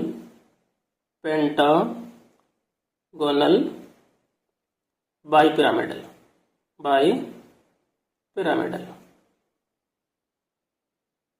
और यहां पे बेटा जो S करेक्टर होगा इसका वो होगा हमारा 14.29%, जो P करेक्टर होगा वो हमारा होगा 42.85%, एंड D करेक्टर भी इसका क्या होगा, 42.85% होगा। तो ये था बेटा sp3d3 हाइब्रिडाइजेशन, जो कि आपको बहुत अच्छे से समझ में आ गया होगा। इसके एग्जाम्पल आपको समझ में आ गए होंगे, और कैसे फाइंड करना है ये क्लियर हो गया होगा, और इसका शेप कैसा होता है ये भी क्लियर हो गया होगा। ओके बेटा, सो बेटा हाइब्रिडाइजेशन का कॉन्सेप्ट फाइनली सभी को क्लियर हो गया होगा। अब जो नेक्स्ट टॉपिक हम करने वाले हैं वो है वेस्पर थ्योरी। वेस्पर थ्योरी जो होती है बेटा, उसे हम कहते हैं valence shell electron pair repulsion theory. तो क्यों पढ़ रहे हैं हम इस थ्योरी को, सबसे पहले इसे समझते हैं।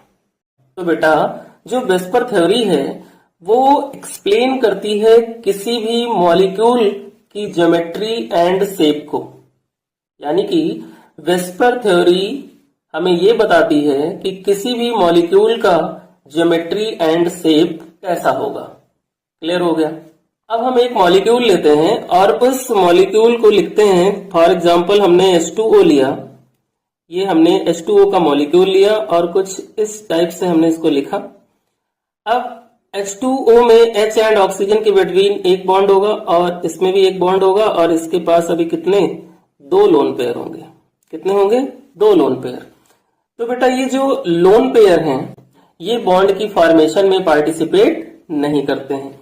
ये जो बॉन्ड पेयर होते हैं बेटा ये क्या है, जो बॉन्ड की फॉर्मेशन में पार्टिसिपेट करते हैं, यानी कि वो इलेक्ट्रॉन जो बॉन्ड की फॉर्मेशन में पार्टिसिपेट करते हैं उन्हें हम क्या कहते हैं, बॉन्ड पेयर कहते हैं। अब पेयर कैसे है, जब ऑक्सीजन एंड हाइड्रोजन के बिटवीन बॉन्ड की फॉर्मेशन होती है तो हाइड्रोजन का एक इलेक्ट्रॉन एंड ऑक्सीजन का एक इलेक्ट्रॉन दोनों मिलकर के एक बॉन्ड बनाते हैं और एक बॉन्ड पेयर हमें मिल जाता है। तो ये हमारे क्या है, बॉन्ड पेयर से बने हैं, है ना। ये हमारे क्या है, बॉन्ड पेयर से ये बॉन्ड बना है।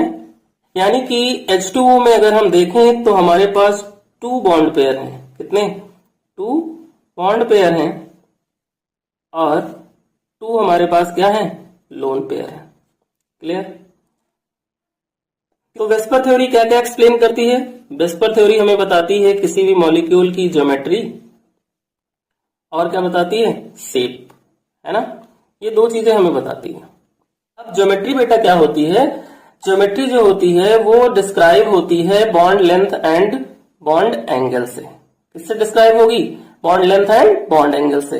तो बेटा ज्योमेट्री जो होती है वो डिटरमाइन होती है by the bond pair and lone pair of electron. यानी ज्योमेट्री को डिटरमाइन करने के लिए हमें क्या चाहिए, बॉन्ड पेयर भी चाहिए एंड लोन पेयर भी चाहिए। इन दोनों की रिक्वायरमेंट यहाँ पर होती है। जब शेप की बात करते हैं तो शेप जो होता है ओनली बॉन्ड पेयर से डिटरमाइन हो जाता है। किससे होता है, बॉन्ड पेयर से डिटरमाइन हो जाता है। अब हम इस वाटर मॉलिक्यूल की अगर ज्योमेट्री देखें तो इसकी ज्योमेट्री कैसी होती है, यहाँ पर 2 लोन पेयर है हमारे पास, है ना, और 2 बॉन्ड पेयर है। तो 2 लोन पेयर और 2 बॉन्ड पेयर, तो ज्योमेट्री इसकी कैसी होगी, टेट्राहेड्रल होगी। कैसी होगी, टेट्राहेड्रल होगी, टेट्राहेड्रल।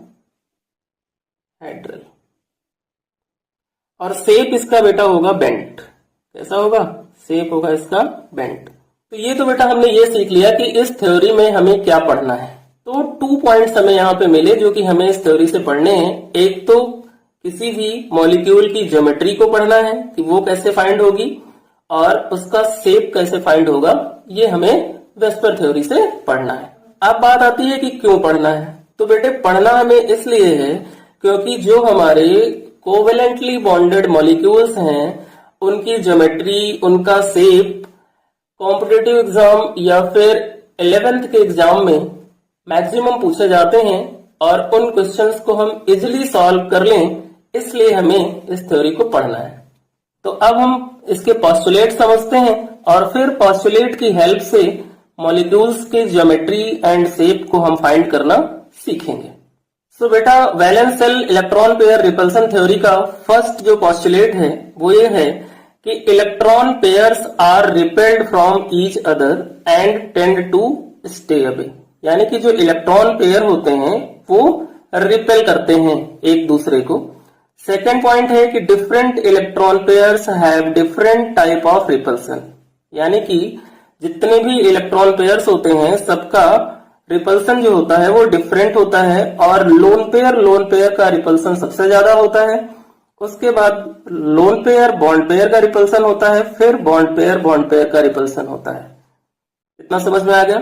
थर्ड पोस्टुलेट है कि geometry and shapes of molecules is determined by bond pairs and lone pairs. यानी कि geometry and shape of molecule जो है उसको हम डिटरमाइन कर सकते हैं bond pair and lone pair की हेल्प से।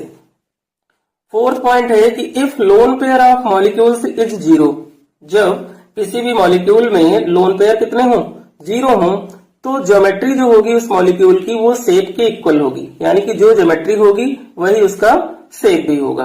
But if lone pair of molecules is not 0, जब मॉलिक्यूल्स में लोन पेयर 0 नहीं होंगे तो बेटा उस मॉलिक्यूल की ज्योमेट्री जो होगी वो शेप के जैसी नहीं होगी। यानी कि ज्योमेट्री उसकी डिफरेंट होगी और शेप भी उसका डिफरेंट होगा।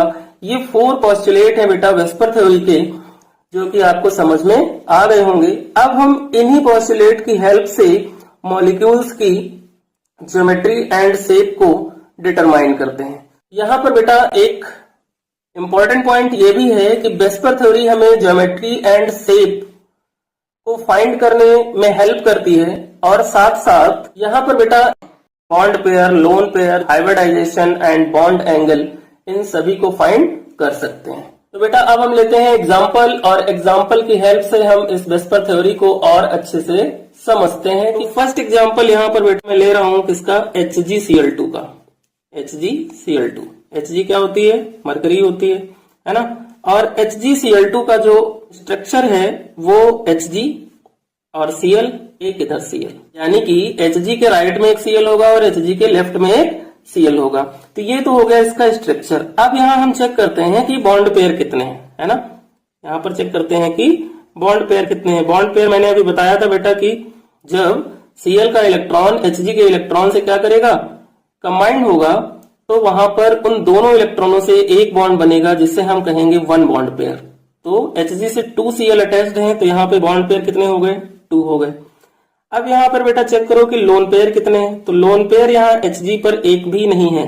क्यों? क्योंकि वैलेंसी जो होती है Hg की कितनी होती है, 2 होती है जनरली। सो बेटा अब हम बात करें अगर इसकी ज्योमेट्री की, इसकी ज्योमेट्री की बात करें तो इसकी ज्योमेट्री कैसी होगी, है ना। तो इसकी ज्योमेट्री देखो बेटा लीनियर है। कैसी है, लीनियर, है ना। तो यहां पर क्या हो जाएगा, लीनियर। यहां पर बेटा मैंने ये भी बताया था कि जब लोन पेयर जीरो होंगी तो ज्योमेट्री जो होगी वो शेप के इक्वल होगी। तो लोन पेयर यहां पर जीरो है, इसलिए अगर ज्योमेट्री इसकी लीनियर है तो शेप भी इसका कैसा हो जाएगा, लीनियर हो जाएगा, है ना। अब इसका हम बॉन्ड एंगल भी फाइंड कर सकते हैं। तो बॉन्ड एंगल जो होता है, बॉन्ड एंगल वो ये हमारा इसका बॉन्ड एंगल होगा, है ना। और ये कितना हो रहा है, 180 डिग्री, है ना। तो इसका बॉन्ड एंगल कितना हो गया, 180 डिग्री हो गया। अब अगर इसका हम हाइब्रिडाइजेशन फाइंड करना चाहें, है ना, हाइब्रिडाइजेशन, इसकी हाइब्रिडाइजेशन होता है। समझ में आ गया। एक नेक्स्ट एग्जांपल लेते हैं, उसको समझते हैं। फॉर एग्जांपल यहाँ पर हमारे पास है BF3। अब हम BF3 का स्ट्रक्चर बना लेते हैं। तो ये हो गया B, एक F यहाँ पे हो गया, एक F यहाँ पे हो गया और एक F यहाँ पे हो गया। ये इसका क्या हो गया, स्ट्रक्चर हो गया, है ना, ट्रायंगल के जैसा दिख रहा है। अब देखो यहाँ बॉन्ड पेयर कितने हैं। तो बेटा बोरान जो है ना, वो 3F से ऐड हो रहा है, यानी कि एक एक इलेक्ट्रॉन F से क्या कर रहा है, शेयर कर रहा है। बॉन्ड पेयर है हमारे, वो कितने हो गए, 3 हो गए। तो यहाँ पर हम बॉन्ड पेयर लिख लें, आइडेंटिफाई कर पा रहे हैं आप लोग अच्छे से ना। बॉन्ड पेयर कितना हो गया यहाँ पर बेटा, 3 बॉन्ड पेयर हो गए। अब लोन पेयर, तो लोन पेयर बेटा बोरान के पास अब नहीं बचे हैं, तो लोन पेयर यहाँ पर 0 हो गया। तो इसकी ज्योमेट्री क्या होगी, इसकी ज्योमेट्री ये ट्राइंगल जैसा दिख रहा है, तो ये होगी ट्राइगोनल। कैसी होगी, ट्राइगोनल। शेप कैसा होगा, लोन पेयर 0 है ना। शेप जो होगा वो ज्योमेट्री के जैसा ही होगा, तो शेप क्या हो जाएगा, ट्राइगोनल हो जाएगा। समझ में आ गया। अब इसका बॉन्ड एंगल क्या होगा, है ना, बॉन्ड एंगल। तो बॉन्ड एंगल देखो 120 डिग्री है इसका बॉन्ड एंगल, 120 डिग्री। और हाइब्रिडाइजेशन यहाँ पर कौन सा है, जब 120 डिग्री बॉन्ड एंगल होता है तो वहां पर sp2 हाइब्रिडाइजेशन होता है ना। अब बेटा आप ये सोच रहे होंगे कि सर हाइब्रिडाइजेशन कैसे आ रहा है। तो बेटा वेस्पर थ्योरी को पढ़ने से पहले हमें हाइब्रिडाइजेशन पढ़ना होता है। नेक्स्ट एग्जांपल एक लेते हैं, उसकी हेल्प से हम उसकी ज्योमेट्री शेप को समझते हैं। तो नेक्स्ट एग्जांपल बेटा जो है हमारा वो है SO2। क्या है, SO2। तो SO2 का स्ट्रक्चर हम बनाते हैं। SO2 कैसा होगा, यहाँ पर हमने S ले लिया और S 2 इलेक्ट्रॉन शेयर करेगा ऑक्सीजन को, और इस वाले ऑक्सीजन को भी 2 इलेक्ट्रॉन शेयर करेगा, और S के वैलेंस इलेक्ट्रॉन 6 होते हैं, इसलिए उसके पास एक लोन पेयर रिमेनिंग रह जाएगा। अब चलो चेक करते हैं यहाँ पर कि बॉन्ड पेयर कितने हैं। तो बॉन्ड पेयर बेटा देखो यहाँ पर कितने हैं। ऑक्सीजन ने क्या किया है, 2-2 इलेक्ट्रॉन की शेयरिंग की है। क्या किया है, 2-2 इलेक्ट्रॉन की शेयरिंग की है। तो यहाँ पर बॉन्ड पेयर कितने हो गए बेटा, 4 हो गए। लोन पेयर यहाँ पर हमें दिख रहा है कि लोन पेयर यहाँ पर कितना होता है, 1 होता है, ठीक है। सो बॉन्ड पेयर बेटा 4 है, लोन पेयर 1 है, यानी कि यहां पर ज्योमेट्री जो होगी वो शेप के इक्वल नहीं होगी, यानी कि ज्योमेट्री इसकी चेंज होगी और शेप इसका क्या होगा, चेंज होगा। तो इसकी ज्योमेट्री बेटा आपको कैसी लग रही है, ट्राइगोनल मुझे लग रही है। तो इसकी ज्योमेट्री कैसी होगी, ट्राइगोनल होगी। और इसका जो शेप होगा बेटा, शेप इसका होगा बेंट शेप। कैसा होगा, बेंट शेप या फिर वी शेप, ठीक है ना। और यहां पर जो बॉन्ड एंगल होगा वो कैसा होगा, है ना। तो बेटा जब भी लोन पेयर किसी मॉलिक्यूल पे प्रेजेंट होते हैं तो क्या होता है, उसका बॉन्ड एंगल डिक्रीज हो जाता है। क्या होता है, बॉन्ड एंगल डिक्रीज हो जाता है। क्यों, क्योंकि मैक्सिमम रिपल्सन जो होता है वो LPBP में होता है कंपेयर टू BPBP। यहां पर क्या है, LP यानी loan pair and bond pair का जो रिपल्सन होता है वो ग्रेटर होता है बॉन्ड पेयर और बॉन्ड पेयर से, ठीक है ना। इसलिए इसका बॉन्ड एंगल जो होगा बेटा वो डिक्रीज हो जाएगा और हो जाएगा 119.5 डिग्री। और चूंकि ये ट्राइगोनल है ना, तो ट्राइगोनल जो होता है वहां पर हाइब्रिडाइजेशन जो होता है वो हमारा होता है sp2 हाइब्रिडाइजेशन। समझ में आ गया बेटा। अब हम लेते हैं कुछ और एग्जाम्पल और उनकी हेल्प से भी हम वेस्पर थ्योरी को समझते हैं। यहां पर हमने एक एग्जाम्पल लिया बेटा CH4, और CH4 का ये हमने स्ट्रक्चर बना लिया, है ना। अब देखो यहाँ जब हमने स्ट्रक्चर बना लिया है तो सबसे पहले हम क्या चेक करेंगे, सबसे पहले हम चेक करेंगे बॉन्ड पेयर। कितने बॉन्ड पेयर हैं इसमें, 4 बॉन्ड पेयर हैं। लोन पेयर क्या है इसमें, नहीं है। लोन पेयर कितने हो गए, 0। तो फिर बेटा इसकी जो ज्योमेट्री है, तो इसकी जो ज्योमेट्री है वो क्या होगी, तो इसकी ज्योमेट्री जो होगी बेटा वो होगी टेट्राहेड्रल। कैसी होगी, टेट्राहेड्रल। और जब ज्योमेट्री टेट्राहेड्रल है और लोन पेयर 0 है तो शेप भी इसका क्या होगा, टेट्राहेड्रल होगा। शेप कैसा होगा, टेट्राहेड्रल। और हाइब्रिडाइजेशन यहां पर क्या होगा, हाइब्रिडाइजेशन यहां पर होगा बेटा sp3 हाइब्रिडाइजेशन। और इसका जो बॉन्ड एंगल है वो होगा बेटा 109 डिग्री 28 मिनट। ये इसका बॉन्ड एंगल होगा। समझ में आ गया। अब हम NH3 अमोनिया में फाइंड करते हैं। तो ये रहा बेटा अमोनिया का आपका स्ट्रक्चर। और अमोनिया में देखो बॉन्ड पेयर कितने हैं, बॉन्ड पेयर यहां पर कितने हैं, 3 हैं। लोन पेयर यहां पर कितने हैं, 1 है। यानी कि bond pair 3 and lone pair 1 है। तो ज्योमेट्री जो इसकी होगी बेटा वो कैसी होगी, टेट्राहेड्रल होगी। कैसी होगी, टेट्राहेड्रल। टेट्राहेड्रल हो गई इसकी ज्योमेट्री। और इसका शेप एक लोन पेयर आ गया है ना, जिसकी वजह से ज्योमेट्री के सेम शेप नहीं हो सकता। तो शेप होता है बेटा इसका पिरामिडल। क्या होगा, पिरामिडल होगा। ठीक है ना। और हाइब्रिडाइजेशन बेटा यहां पर कौन सा होगा, चूंकि टेट्राहेड्रल है इसलिए क्या होगा, sp3 होगा।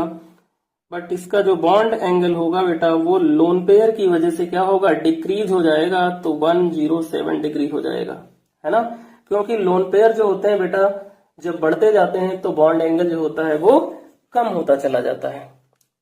क्लियर बेटा। अब यहाँ पर H2O में हम देखते हैं। H2O में देखो बॉन्ड पेयर कितने हैं बेटा, H2O में बॉन्ड पेयर हमारे पास कितने हैं, 2 हैं।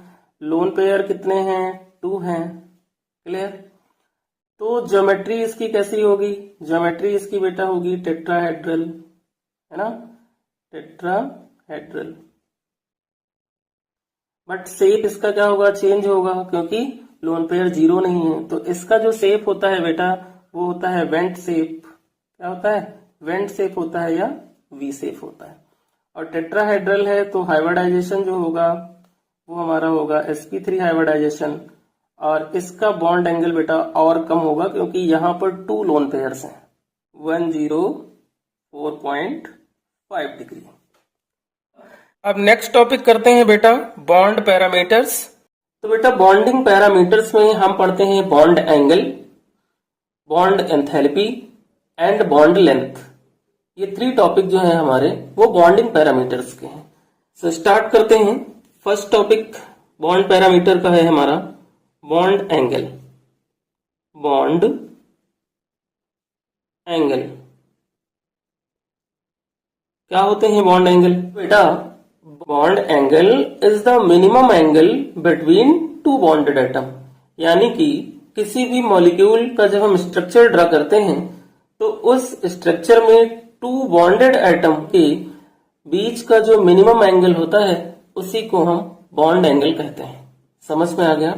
फॉर एग्जाम्पल यहां पर अगर हम वाटर का मॉलिक्यूल लें और उसका स्ट्रक्चर बनाएं तो वाटर का स्ट्रक्चर जो होगा वो कुछ इस टाइप का होगा।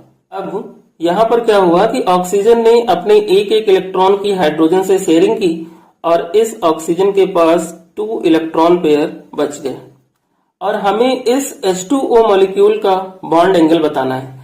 तो ऑक्सीजन जो है वो सेंट्रल एटम है और इससे बॉन्डेड क्या है, 2H एटम बॉन्डेड है और इन्हीं 2 बॉन्डेड एटम के बीच जो मिनिमम एंगल है उसी को हम कहेंगे बॉन्ड एंगल और ये होता है बेटा 104.5 डिग्री होता है। ओके बेटा। एक नेक्स्ट एग्जांपल समझते हैं। यहाँ पर हम अमोनिया ले लें और अमोनिया का स्ट्रक्चर ड्रा करें। तो ये हमारा N हो गया, यहाँ पर एक हाइड्रोजन अटैच्ड होगा, ये हमारा एक H हो गया और ये हमारा एक H हो गया। नाइट्रोजन ने क्या किए, अपने एक इलेक्ट्रॉन तीनों हाइड्रोजन के साथ शेयर किए और वैलेंस इलेक्ट्रॉन नाइट्रोजन के 5 होते हैं। सो इसके पास क्या बचा, एक लोन पेयर बचा। अब यहां पर इस हाइड्रोजन और इस हाइड्रोजन के बिटवीन जो मिनिमम एंगल बनेगा वो इसका बॉन्ड एंगल होगा और वो होता है बेटा 107 डिग्री। तो बॉन्ड एंगल आपको बेटा समझ में आ गए। अब हम ये समझते हैं कि वो कौन से फैक्टर हैं जो बॉन्ड एंगल को अफेक्ट करते हैं। तो यहां पर हेडिंग लगाओ, फैक्टर्स अफेक्टिंग बॉन्ड एंगल। सो बेटा फर्स्ट फैक्टर जो है इसका वो ये है कि जो बॉन्ड एंगल होता है वो डायरेक्टली प्रोपोर्शनल होता है परसेंट ऑफ एस करेक्टर के। बॉन्ड एंगल जो होता है वो डायरेक्टली प्रोपोर्शनल होता है percent of S character. S character हम कैसे फाइंड करते हैं, ये हमने हाइब्रिडाइजेशन वाले टॉपिक में समझा था, है ना।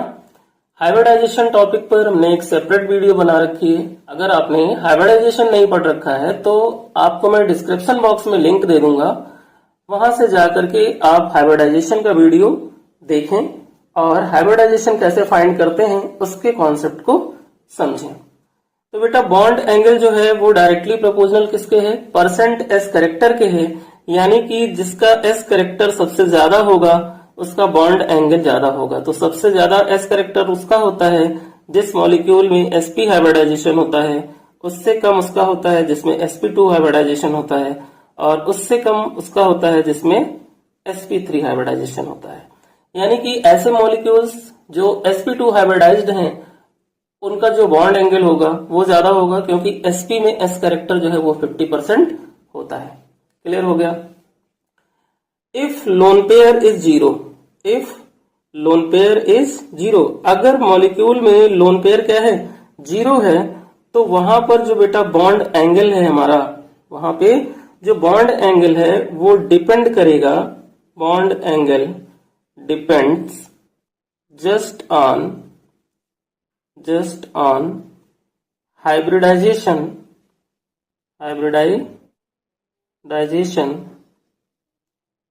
Of central atom. यानी कि अगर कोई मॉलिक्यूल ऐसा है जिस मॉलिक्यूल के पास लोन पेयर जीरो है, तो वहां पर जो बॉन्ड एंगल होगा बेटा वो डिपेंड करेगा किस पे, सेंट्रल एटम के हाइब्रिडाइजेशन पे। फर्स्ट फैक्टर आपको क्लियर हो गया बेटा। अब हम बेटा समझते हैं सेकंड फैक्टर जो कि बॉन्ड एंगल को क्या करता है, अफेक्ट करता है, कि सेकंड फैक्टर हमारा कौन सा है।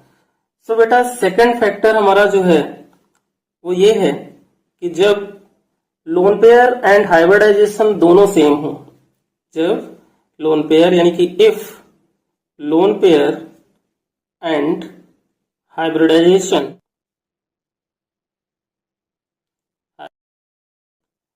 बोथ आर सेम, यानी कि कोई ऐसा मॉलिक्यूल हो जिसमें लोन पेयर एंड हाइब्रिडाइजेशन दोनों सेम हो, तो उस कंडीशन में जो बेटा बॉन्ड एंगल होगा हमारा, बॉन्ड एंगल वो इनवर्सली प्रोपोर्शनल होता है इलेक्ट्रोनेगेटिविटी ऑफ कनेक्टेड एटम।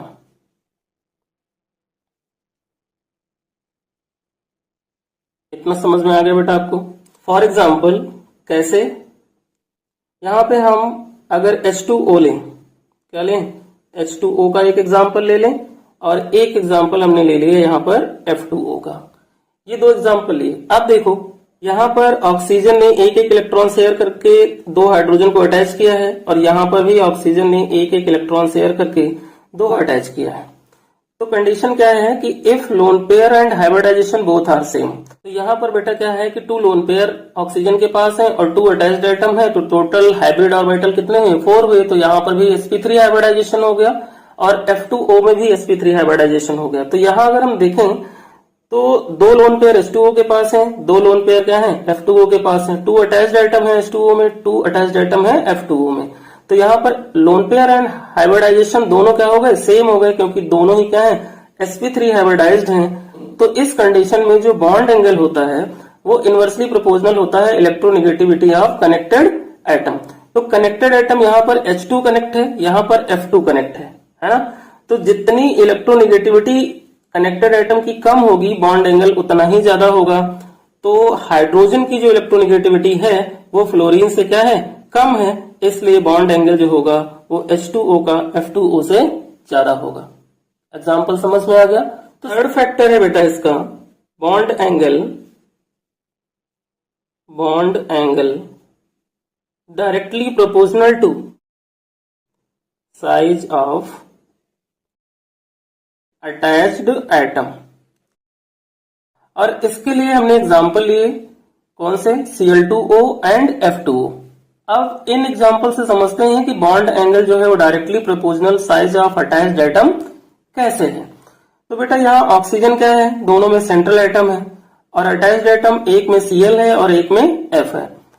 तो F के कंपैरिजन में Cl का जो साइज होता है बेटा वो क्या होता है, ग्रेटर होता है, इसलिए Cl2O की बॉन्ड एंगल जो होगी वो ग्रेटर होगी F2O से। समझ में आ गया बेटा। तो ये था बेटा बॉन्ड एंगल एंड उसके फैक्टर। तो बेटा अब हम बॉन्ड पैरामीटर का सेकंड टॉपिक करेंगे, बॉन्ड एनर्जी या फिर बॉन्ड एंथैल्पी।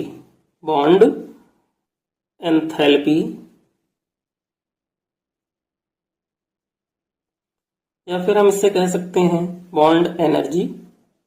ओके बेटा, बॉन्ड एनर्जी टू टाइप की होती है। एक तो होती है हमारी बॉन्ड फॉर्मेशन एनर्जी होती है, बॉन्ड फॉर्मेशन एनर्जी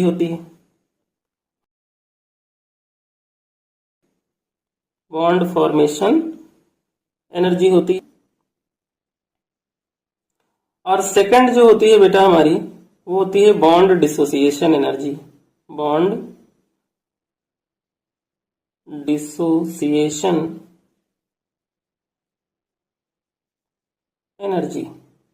ये टू टाइप की एनर्जी यहां पर होती है बेटा। जो बॉन्ड फॉर्मेशन एनर्जी होती है वो क्या होती है ना, उसको समझ लेते हैं। तो energy released due to formation of bond. जब बॉन्ड की फॉर्मेशन होती है और वहां पर एनर्जी रिलीज्ड होती है तो उसे हम कहते हैं bond formation energy.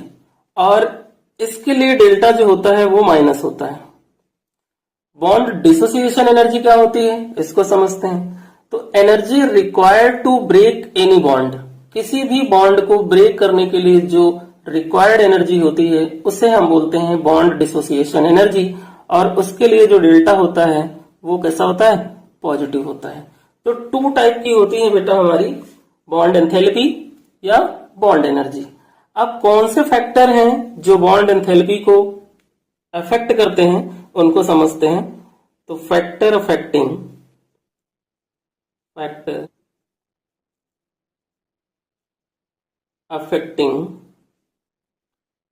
Bond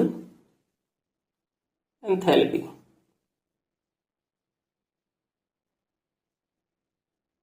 first factor है बेटा हमारा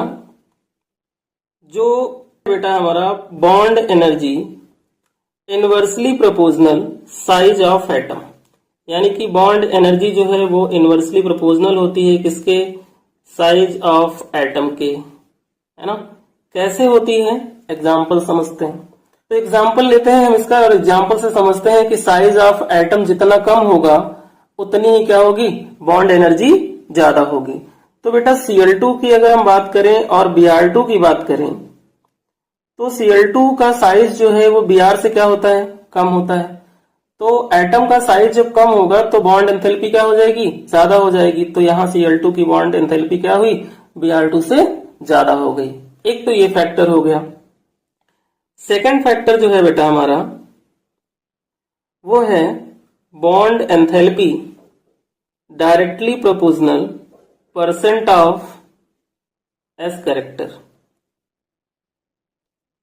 यानी कि बॉन्ड एंथैल्पी जो है वो डायरेक्टली प्रोपोर्शनल किसके होती है, एस कैरेक्टर के होती है। यानी कि जितना ज्यादा एस कैरेक्टर होगा उतनी ज्यादा बॉन्ड एंथैल्पी होगी। और एस कैरेक्टर जो होता है वो sp का सबसे ज्यादा होता है, फिर sp2 का होता है, फिर sp3 का होता है। तो इसके लिए हाइब्रिडाइजेशन से एग्जांपल हमने ले लिया। अब यहाँ पर अगर आपको मॉलिक्यूल सेलेक्ट करने हैं तो आप उन मॉलिक्यूल्स को ले लो जो molecules sp, sp2 and sp3 hybridization show करते हैं, है ना बेटा। एक फैक्टर और है जो बॉन्ड एंथैल्पी को अफेक्ट करता है, वो फैक्टर है बॉन्ड एंथैल्पी जो होगी वो इनवर्सली प्रोपोर्शनल होगी बेटा लोन पेयर के। किसके, इनवर्सली प्रोपोर्शनल होगी लोन पेयर के। कैसे? इसके लिए एग्जांपल लेते हैं। यहां पर हमने एक N2 ले लिया और एक ले लिया O2 का मॉलिक्यूल। ये दो हमने एग्जांपल ले लिए। अब देखो N2 के वैलेंस इलेक्ट्रॉन जो होते हैं वो कितने होते हैं? 5 होते हैं। और N एंड N के बिटवीन ट्रिपल बॉन्ड बनता है। तो जब N और N के बीच ट्रिपल बॉन्ड बनेगा तो एक N पे एक लोन पेयर रिमेनिंग रहेगा और दूसरे N पे भी एक लोन पेयर। तो टोटल लोन पेयर N2 में कितने मिले हमें? 2। O2 की बात करें तो ऑक्सीजन एंड ऑक्सीजन के बिटवीन डबल बॉन्ड होता है और वैलेंस इलेक्ट्रॉन इसके 6 होते हैं। तो 2 इलेक्ट्रॉन शेयरिंग में यूज हो गए और एक ऑक्सीजन के पास कितने लोन पेयर बचे? 2। तो 2 ऑक्सीजन के पास कितने लोन पेयर हो जाएंगे? 4।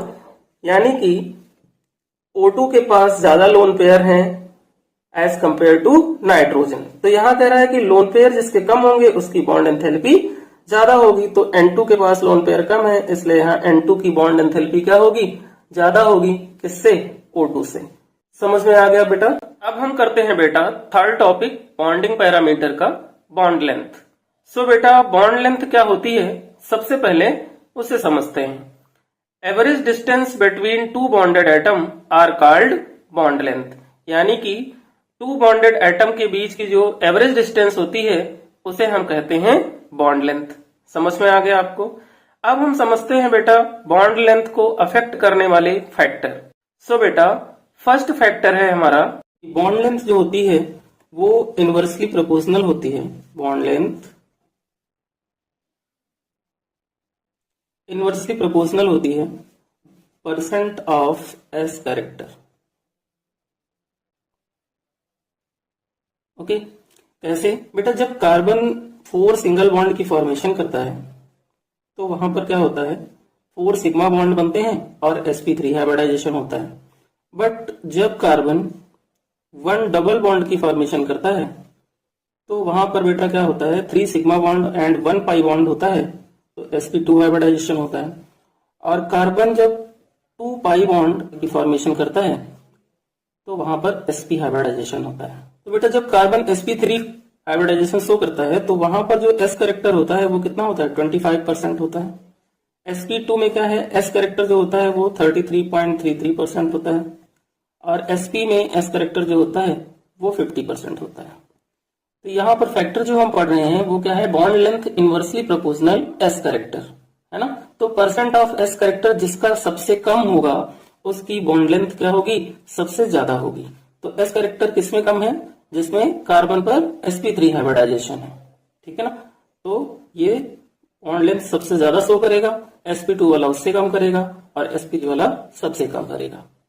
ये फैक्टर आपको समझ में आ गया? नेक्स्ट फैक्टर है बेटा जो बॉन्ड लेंथ का, बॉन्ड लेंथ इनवर्सली प्रोपोर्शनल होती है बेटा किसके? बॉन्ड ऑर्डर के। होती है बॉन्ड ऑर्डर के, यानी कि बॉन्ड ऑर्डर जितना कम होगा बॉन्ड लेंथ उतनी ज्यादा होगी। फॉर एग्जांपल F2 है, O2 है और N2 है। अब ये ऑर्डर हमने क्यों लगाया, है ना? क्योंकि यहां पर बेटा जो F2 का बॉन्ड ऑर्डर होता है वो होता है 1। बॉन्ड ऑर्डर कितना होता है? 1 होता है, क्योंकि F बिटवीन F के बीच सिंगल बॉन्ड की फॉर्मेशन होती है। तो F2 का बॉन्ड ऑर्डर क्या हुआ? 1 हो गया। O2 का बॉन्ड ऑर्डर 2 हुआ और N2 का बॉन्ड ऑर्डर कितना हो गया? 3। तो बॉन्ड ऑर्डर जितना कम होगा बॉन्ड लेंथ बच्चों उतनी ज्यादा होगी। सेकेंड फैक्टर आपको समझ में आ गया? अब है हमारा थर्ड फैक्टर जिसपे बॉन्ड लेंथ डिपेंड करती है। तो वो थर्ड फैक्टर हमारा कौन सा है बेटा? बॉन्ड लेंथ जो है वो इनवर्सली प्रोपोर्शनल होती है इलेक्ट्रोनेगेटिविटी के। थर्ड फैक्टर क्या है? बॉन्ड लेंथ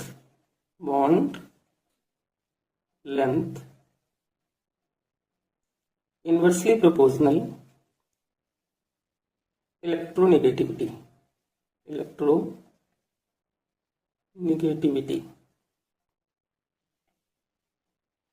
कैसे? अगर हम हैलोजन फैमिली की बात करें तो हैलोजन में हमारे पास आयोडीन है, Br है, ब्रोमीन, क्लोरीन है और फ्लोरीन है। तो बेटा जब हम पीरियोडिक टेबल में टॉप टू बॉटम मूव करते हैं तो क्या होता है? इलेक्ट्रोनेगेटिविटी कम होती जाती है और जितनी इलेक्ट्रोनेगेटिविटी कम होगी एटम की उसकी बॉन्ड लेंथ उतनी क्या होगी? ज्यादा होगी। तो टॉप टू बॉटम इलेक्ट्रोनेगेटिविटी कम होगी, इसका मतलब I का बॉन्ड लेंथ ज्यादा होगा Br से और Br का ज्यादा होगा Cl से और Cl का ज्यादा होगा H से। तो इलेक्ट्रोनिगेटिविटी के केस में हमारा बॉन्ड लेंथ का ये ऑर्डर बनता है। फोर्थ फैक्टर है बेटा बॉन्ड लेंथ का। बॉन्ड लेंथ जो होती है, बॉन्ड लेंथ वो इनवर्सली प्रोपोर्शनल होगी किसके, number of bonds, number of bonds, यानी कि bond length number of bonds के इनवर्सली प्रोपोर्शनल होती है। कैसे, जितने ज्यादा बॉन्ड बेटा होंगे कार्बन बिटवीन कार्बन में, बॉन्ड लेंथ उतनी ही कम होगी।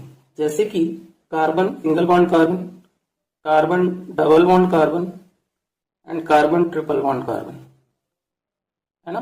अब यहाँ पर जो बॉन्ड लेंथ है बेटा वो सबसे कम किसकी है, तो बेटा बॉन्ड लेंथ सबसे कम उसकी होगी जिसके पास नंबर ऑफ बॉन्ड्स ज्यादा होंगे। तो सिंगल बॉन्ड की बॉन्ड लेंथ क्या होगी, सबसे ज्यादा होगी। क्यों, क्योंकि नंबर ऑफ बॉन्ड्स जब कम होते हैं तो बॉन्ड लेंथ बढ़ती है, और नंबर ऑफ बॉन्ड्स जब ज्यादा होते हैं तो बॉन्ड लेंथ कम होती है।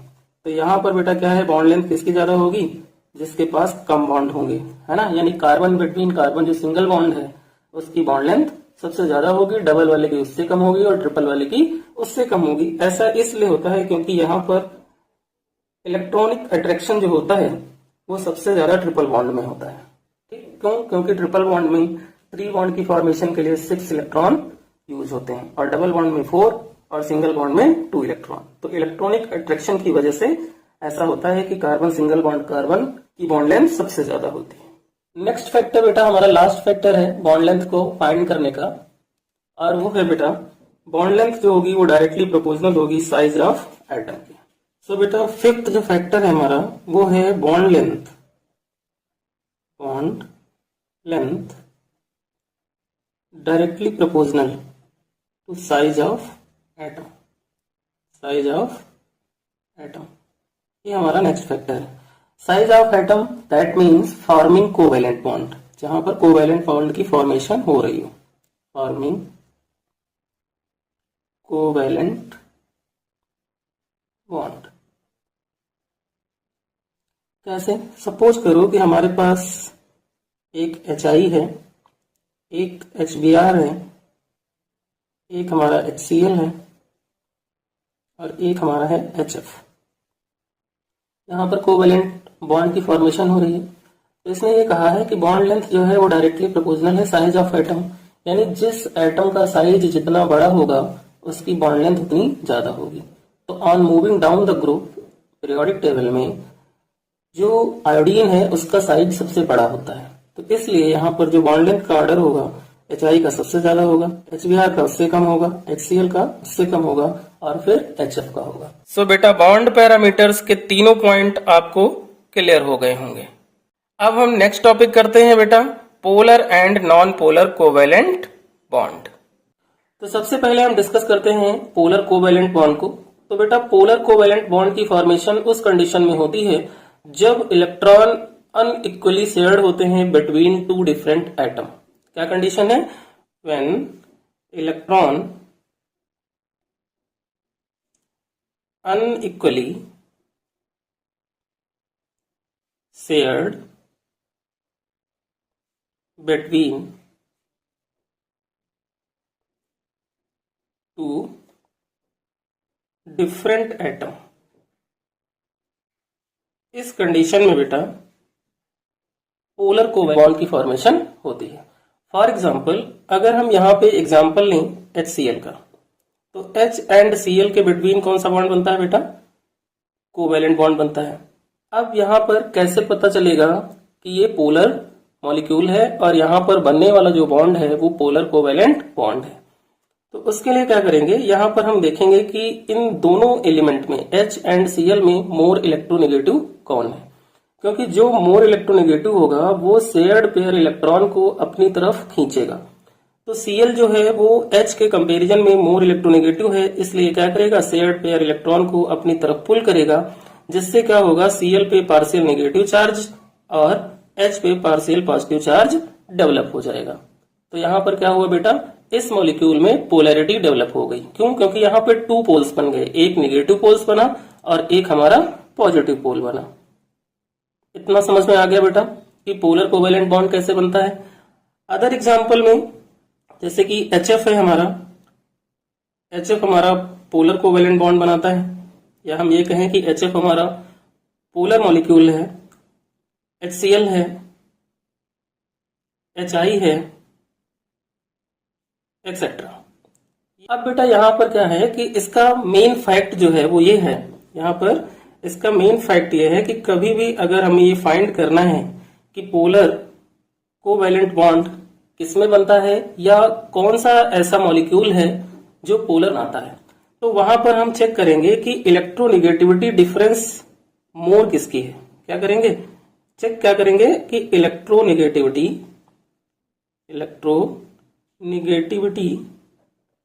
डिफरेंस जो मॉलिक्यूल है उसमें ज्यादा किसकी है। जिसकी इलेक्ट्रोनेगेटिविटी ज्यादा होगी वो ग्रेटर पोलर होगा। क्या होगा, वो ग्रेटर पोलर होगा, यानी कि वहां पर greater is the polarity of covalent bond.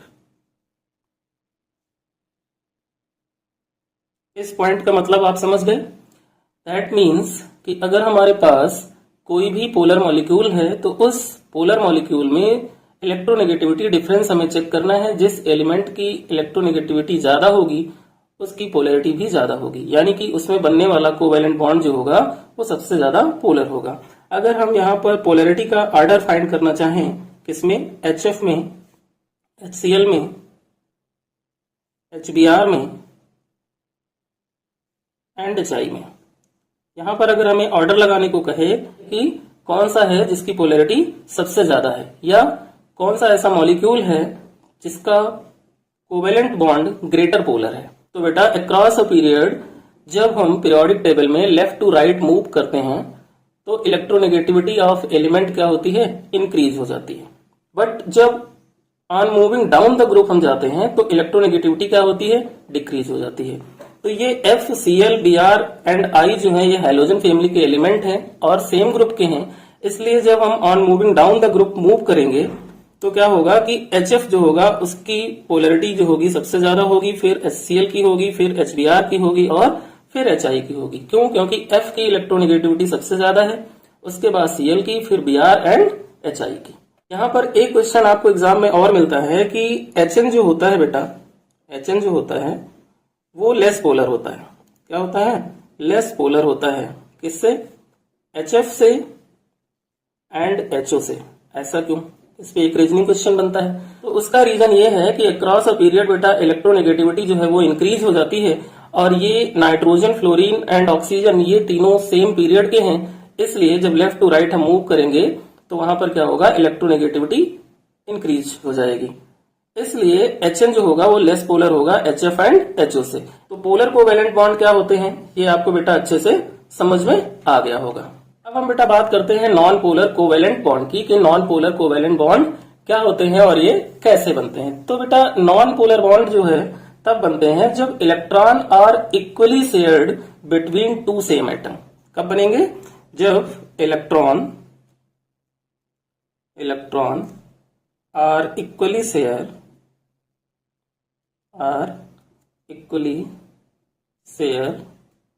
between two same atom, तब बेटा बनते हैं नॉन पोलर कोवैलेंट बॉन्ड।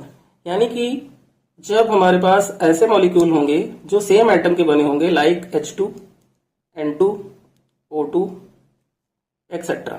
यहाँ पे क्या होता है बेटा, किसी की भी इलेक्ट्रोनेगेटिविटी मोर नहीं होती है, दोनों की इलेक्ट्रोनेगेटिविटी जो होती है वो सेम होती है, इसलिए यहाँ पर इलेक्ट्रॉन इक्वली शेयर होते हैं और जो उनके बिटवीन बॉन्ड बनता है वो बेटा होता है non polar covalent bond. For example यहाँ पर जैसे कि अगर हम बॉन्डिंग करके देखें तो H बॉन्ड H, अब यहाँ पर 2 इलेक्ट्रॉन्स क्या है, इक्वली शेयर हो रहे हैं, इसलिए ये क्या है, नॉन पोलर है। सो बेटा एक एक करके हमने सभी टॉपिक फिनिश कर लिए, आप लोगों को बहुत अच्छे से क्लियर हो गए होंगे। आप लोग इस चैनल पे बने रहिए, मिलते हैं नए वीडियो के साथ। वीडियो अच्छी लगे तो वीडियो को लाइक कीजिए और चैनल को सब्सक्राइब कीजिए।